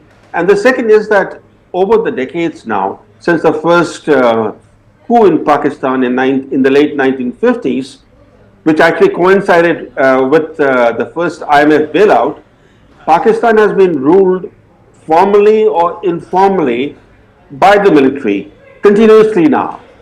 And the military dominates not only the society, it dominates the politics, it dominates the economy. There are very few countries in the world where the military not only calls the shots in politics, but even the shots in the economy. There are very few examples of this kind in the world. So Pakistan is a very unique case. It's an abnormal state where the military and the intelligence agencies are not even accountable to the government in office. For example, today, the way the military operates, Shahbaz Sharif is only the surrogate of General Munir. So this is a very abnormal state, and that's the reason why, to answer your question, this dependence on bailouts has never left Pakistan. Absolutely. And Lieutenant General Iyer, we are looking at a year which is very critical to some partnerships that India has, and we'll be playing host to the Quad Summit. And when you talk about it in such a year, is this partnership with, say, Japan, Australia and the United States of America only limited to the Indo-Pacific? Unfortunately, the Quad is only limited to the Indo-Pacific and it is China-centric. I'm making no bones about it. That having said, I am looking at a brighter year ahead for three, four reasons. Firstly, the Russo-Ukrainian conflict is almost as good as gone. I guess it's just a period of time when the Americans, because the Trump administration is not going to be as actively involved with the Ukrainians as the Biden administration was. So I see that part of the world order changing in the coming part of this year. So Pakistan's value in supporting Ukraine and being part of the American setup will go down in due course of time. The second thing which Pakistan has done over the last 1 month, and they have been somewhat been able to play it down below the radar. They have been trying to reignite the Middle East by pulling out the Palestinian clause once again. Even I saw even during the PSL games, they had these save Palestine kind of things coming up, or crush Israel kind of things being taken up. I guess we did not catch that. They had wonderful opportunity to play it up, but we did not. There is still an opportunity because Pakistan still relies on a lot of support from the Middle East. It feels that since it makes a cause for the Palestinians, the Middle East, especially the Saudi Arab and the Emirates, will come to its support as far as finance is concerned. Unfortunately, the last few months have seen the Saudis haven't played ball with them in exact manner. I was about to come to that. Yes, go Professor on. Chalani mentioned that possibly after this bailout, there could be a difference. Well, I want to see it to believe, but the way the Saudis have treated the Pakis in the last 6 to 8 months is actually, I'll go back to Group Captain Vinod's analogy, it's just like a beggar. So that having said, I do look at a better year ahead. Trump is somebody who's not going to get into bailouts of this nature. He's a businessman. We are going to have a very good trade deal with the Americans very soon, so we'll become valuable to the Americans. We will be able to, I hope, play this game of Pakistan being the epicenter of terror with this current, we have him. We are actually holding him by the neck. It's a question of how fast and how quickly we are able to squeeze him out and expose him to the world order. And this $1 or $2 billion is something which is not very alarming to me. Yes, it was a signal. Had this $2 billion not happened today, this complete CNP, as far as the comprehensive national power, which we have applied for the last 2 weeks or so, would have seen its complete domain being fully exercised. That notwithstanding, I'm sure when the Indus water doesn't come in time, his crops are going to suffer. He's going to face a lot of problems. Otherwise, his stock exchange has crashed. So he's into a lot of trouble as it is. I'm sure he's going to face massive floods in this monsoons, because he'll not be able to regulate water, because we are not going to give him any data of the kind of water we are going to release. So his standing crops are going to go down. He's going to face a lot of trouble. I'm seeing bad things happening to Pakistan in the next 5 to 6 months. No, I agree with you, Lieutenant General Iyer, but today is also a wake-up call for India, and that's why Group Captain Vinod, I think when you're talking about global support, glad that Lieutenant General Iyer talked about Saudi Arabia. I want to bring you in on the kind of good offices we share with OIC nations. In fact, just a day ago, we had the foreign ministers from Saudi Arabia and Iran very much in New Delhi. So when you talk about our own consistent engagement with OIC nations through our own economic partnerships, whether it is with Qatar, Iran or Saudi Arabia, even UAE, can we not expect them to also come to our aid and rescue when it comes to exerting pressure via these institutions? Absolutely. In fact, if you look at a decade ago or maybe more, YC willy-nilly was, most of the nations willy-nilly was against India. Today it is not so. In fact, most of them have given awards and such. In fact, Prime Minister was in Jeddah. He was in Jeddah on 22nd, which happens to be the headquarters of OIC. Oh, yeah. So the world is realizing the strength of A, our leader, B, as a country, us, and C, they are able to see that every time the Sharif comes, he's only coming, I feel sad for him. He's only coming with a begging bowl, and there is not much that he's contributing towards OIC as such, except probably, getting an epithet of being a terror factory. And I'm sitting in DC, speaking to many such people. The moment you say Pakistan, the synonym is terror factory, and everyone understands that, because post 9/11 things have changed the focus is totally different. And like Professor said, now post Russia's pullout and post the end of Charlie Wilson's war, the use of Pakistan to West, especially to US, is not much. And especially after they pulled out of Afghanistan, it is actually zilch zero. But yesterday, when Vance said it is the war between them and we have nothing to do, I knew then that the bailout is coming. That I knew then that Vance has not stopped it. Probably he or his people have given the go ahead for the money. And like General Iyer said, it is a signal, it's not the money. Had we succeeded in blocking this money in for next couple of days, probably things would have been different. Now, on this high that I got the money, maybe it'll continue for 1 or 2 more days. Over to you.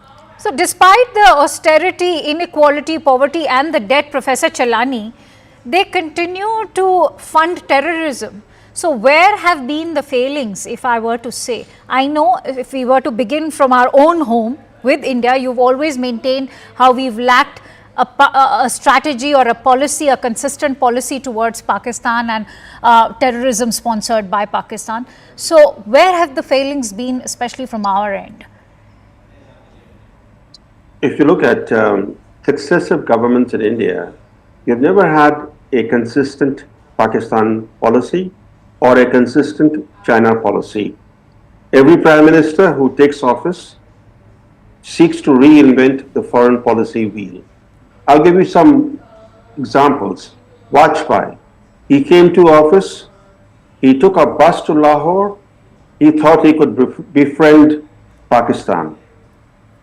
Then, few months later, he publicly bemoaned that his bus to Lahore got hijacked to Kargil. He did not learn from his predecessors.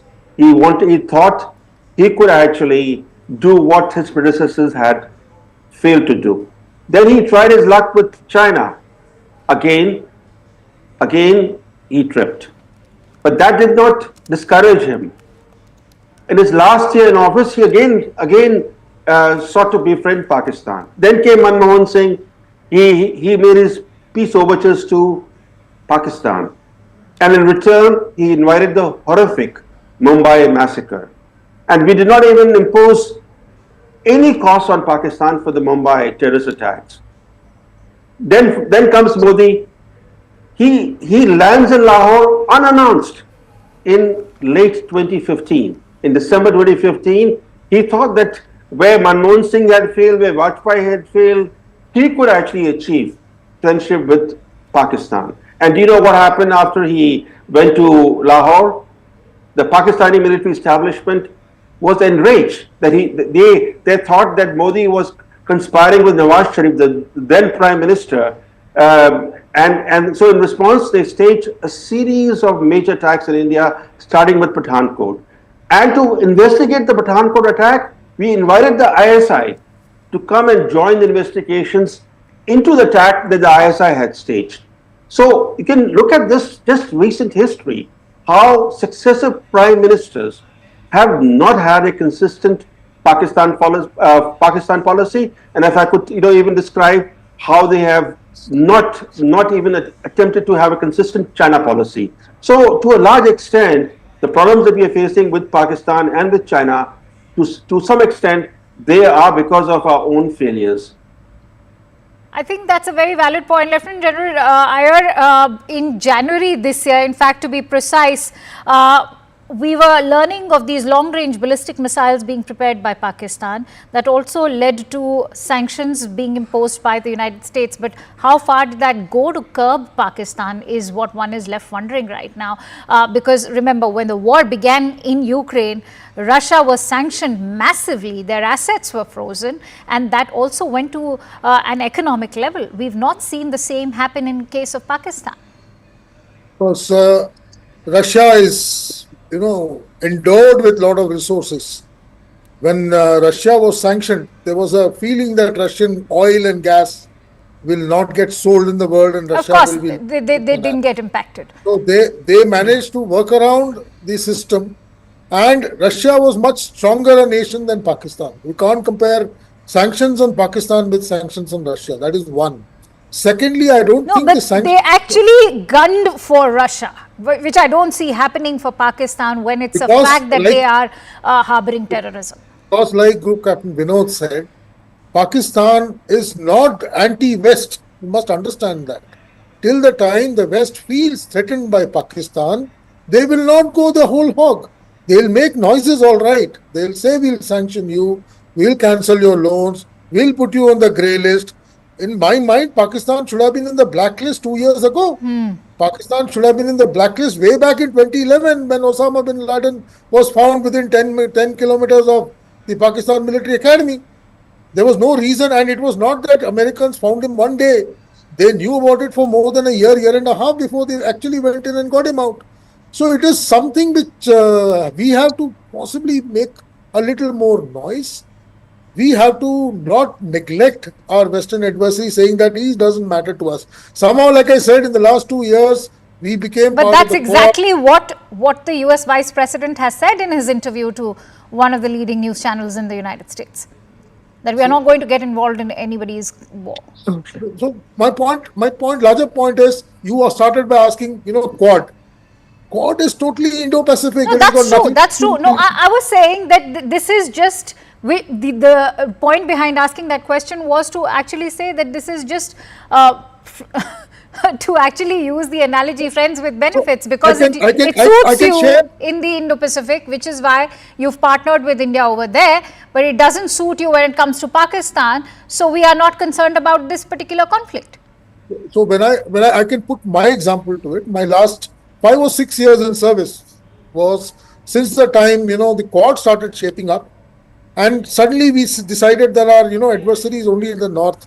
West can be handled at any time. And in that window, possibly Doklam happened, then Ladakh happened, and we got fixated with China for definitely since 2020. And in that period, we have felt that Pakistan is already done and dusted with. Kashmir has been sorted out. We have abrogated Article 370.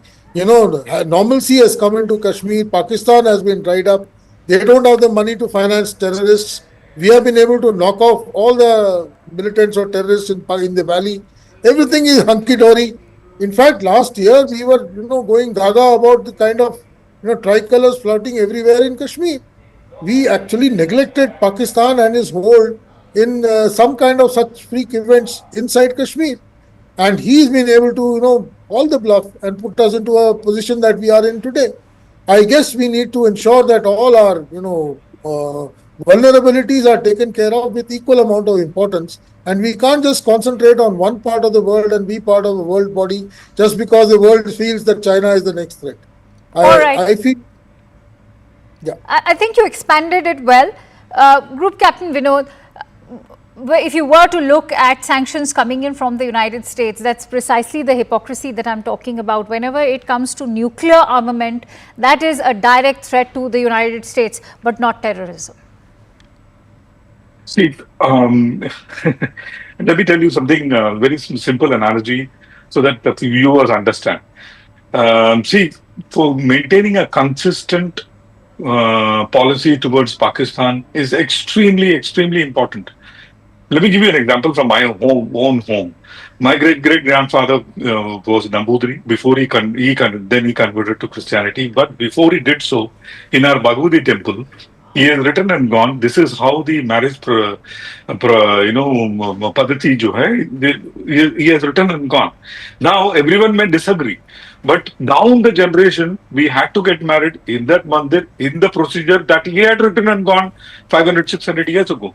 So that is how it should be. Your presidents and prime ministers can come and go. Your policy has to be consistent, because everything else now stems from that particular, selection and maintenance of aim. That is point number one. Point number two, and very important issue is that we need to understand ये जो peace का चूरन जो है ना, ये पाकिस्तान के साथ बिकता नहीं है. They have shown it to us umpteen number of times. You can be peaceniks and go them and tell Babar, go back 8 times. The 9th time he'll come back and make a Babari Masjid, and that we have seen.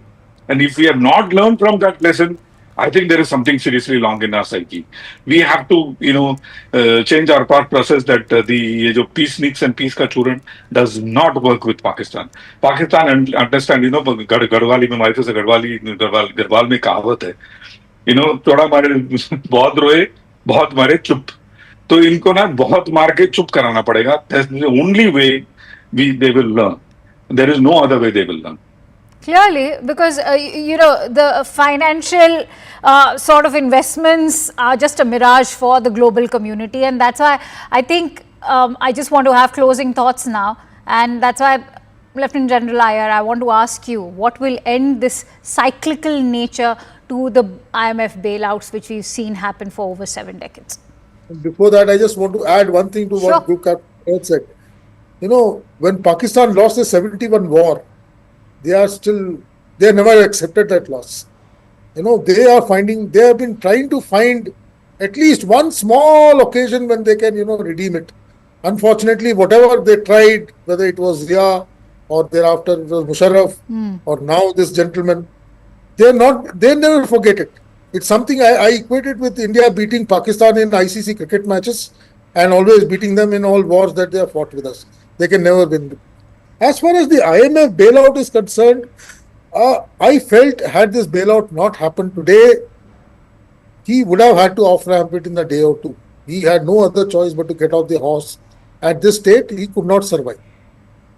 This particular, victory of sorts which he will claim, I am sure DG ISPR is going to go gaga about it.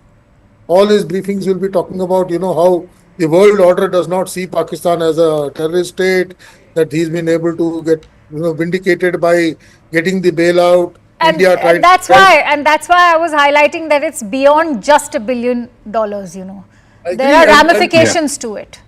The only good thing that happened is we didn't vote against it, we abstained. That was one way of, registering our protest, but not, because otherwise you would have given even more scope to try and tell people that, look, who voted against us. Abstaining a vote does not mean that you're necessarily against. I feel next 2 days, he's going to have the upper hand and we should be prepared for it. We have to find ways and means to put him down again. It's like a wrestling match. I'll have to leave it at that since I'm running short of time. But many thanks to you, Lieutenant General Iyer and Group Captain Vinod, and also Professor Chalani. It has been a pleasure to have you on this discussion.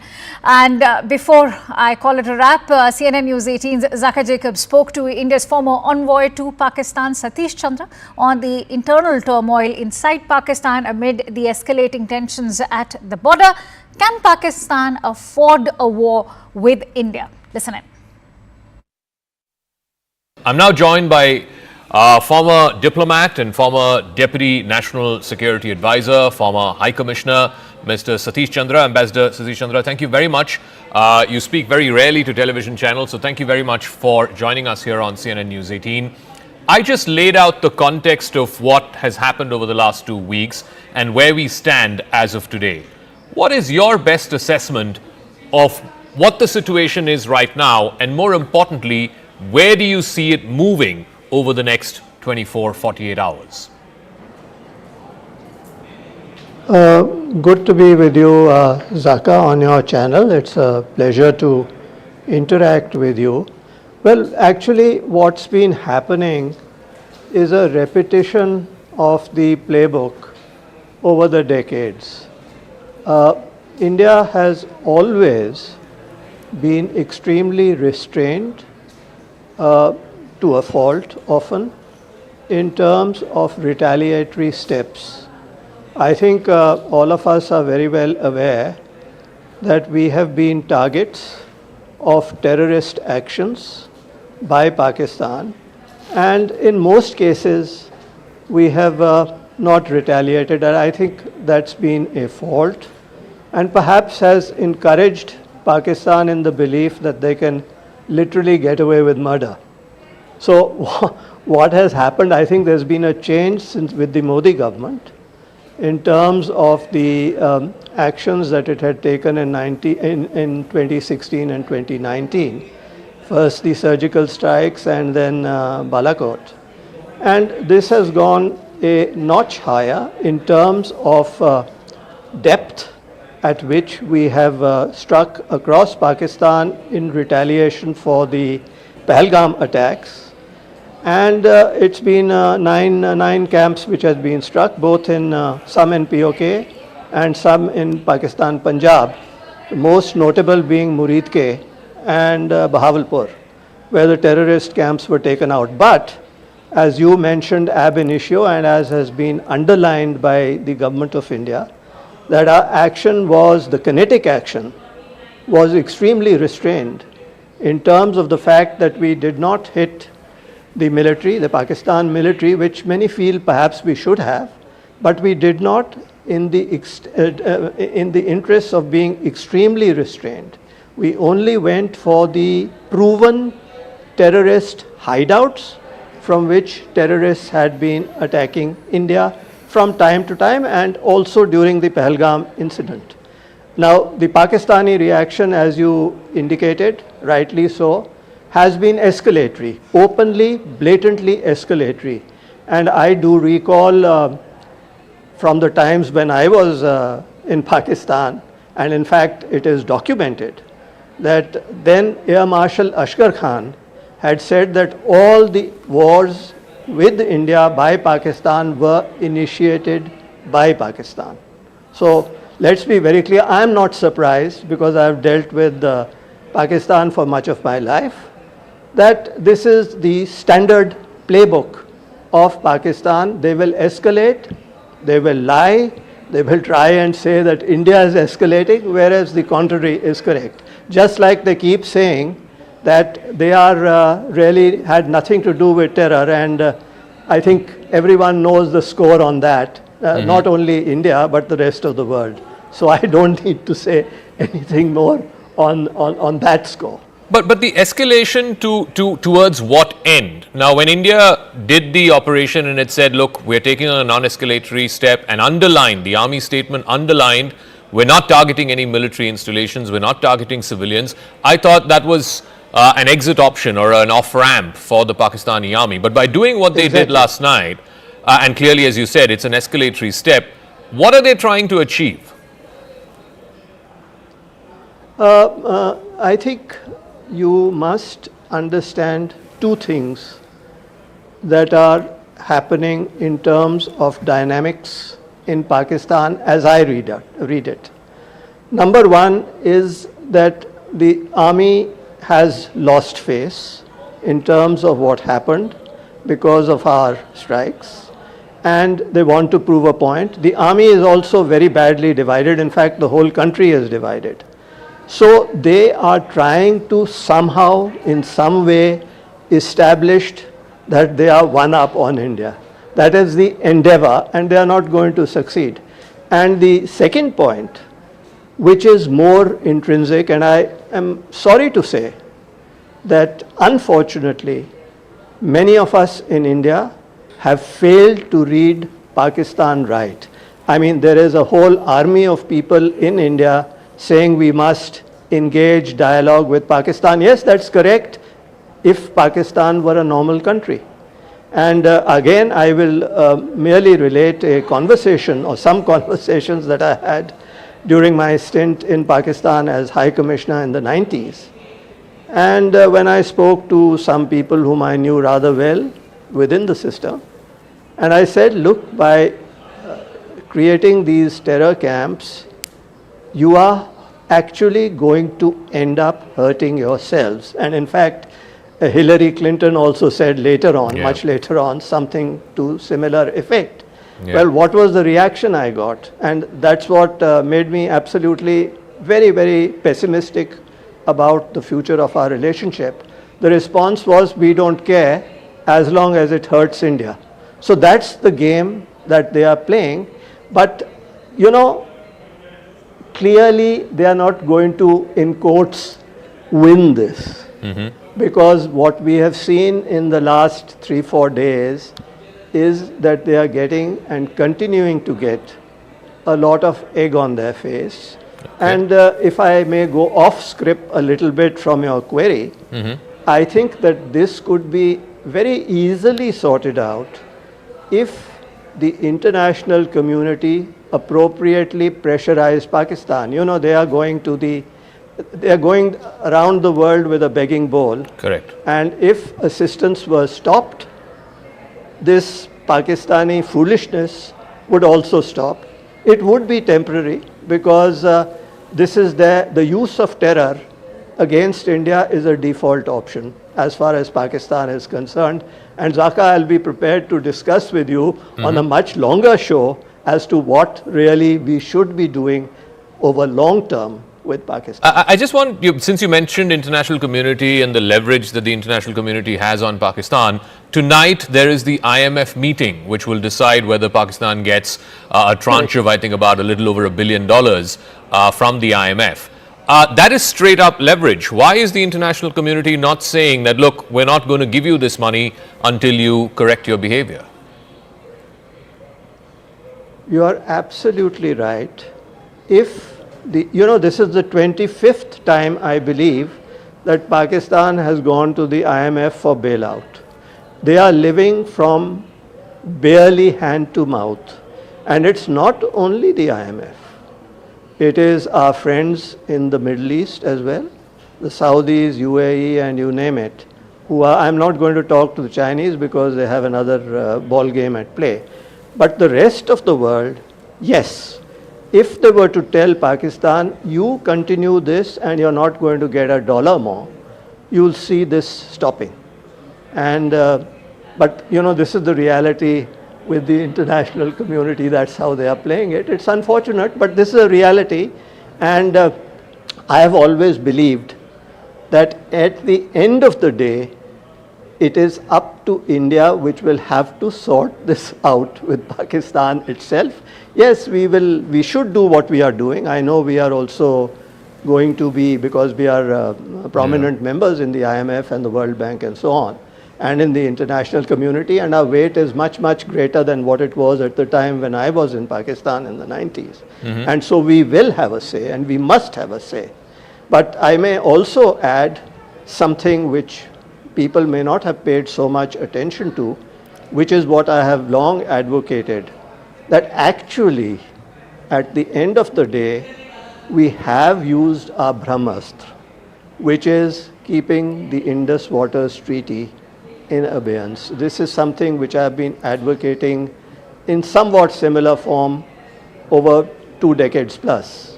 And I think that is what will ultimately make Pakistan, in the longer term, even the medium term, bend. They will have to do that because otherwise that country can be destroyed. All right, and just one final word again on the international community and the IMF meeting, because the United States is the single biggest country which has most weightage at the IMF. They have 17%. Anything above 15% means that they have a veto power. Yes. And today you must have heard what the US Vice President J.D. Vance said. This is not our fight. We're not going to intervene. It's up to India and Pakistan to sort it out. Why do you think the US is taking a sort of hands-off approach?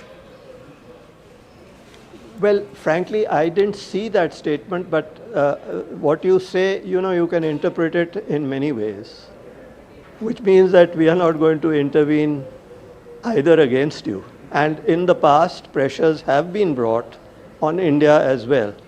So I'm not terribly unhappy, frankly. This is my personal view about it. And they have said this, but behind the scenes, it remains to be seen whether they can and they should. In fact, I think they must.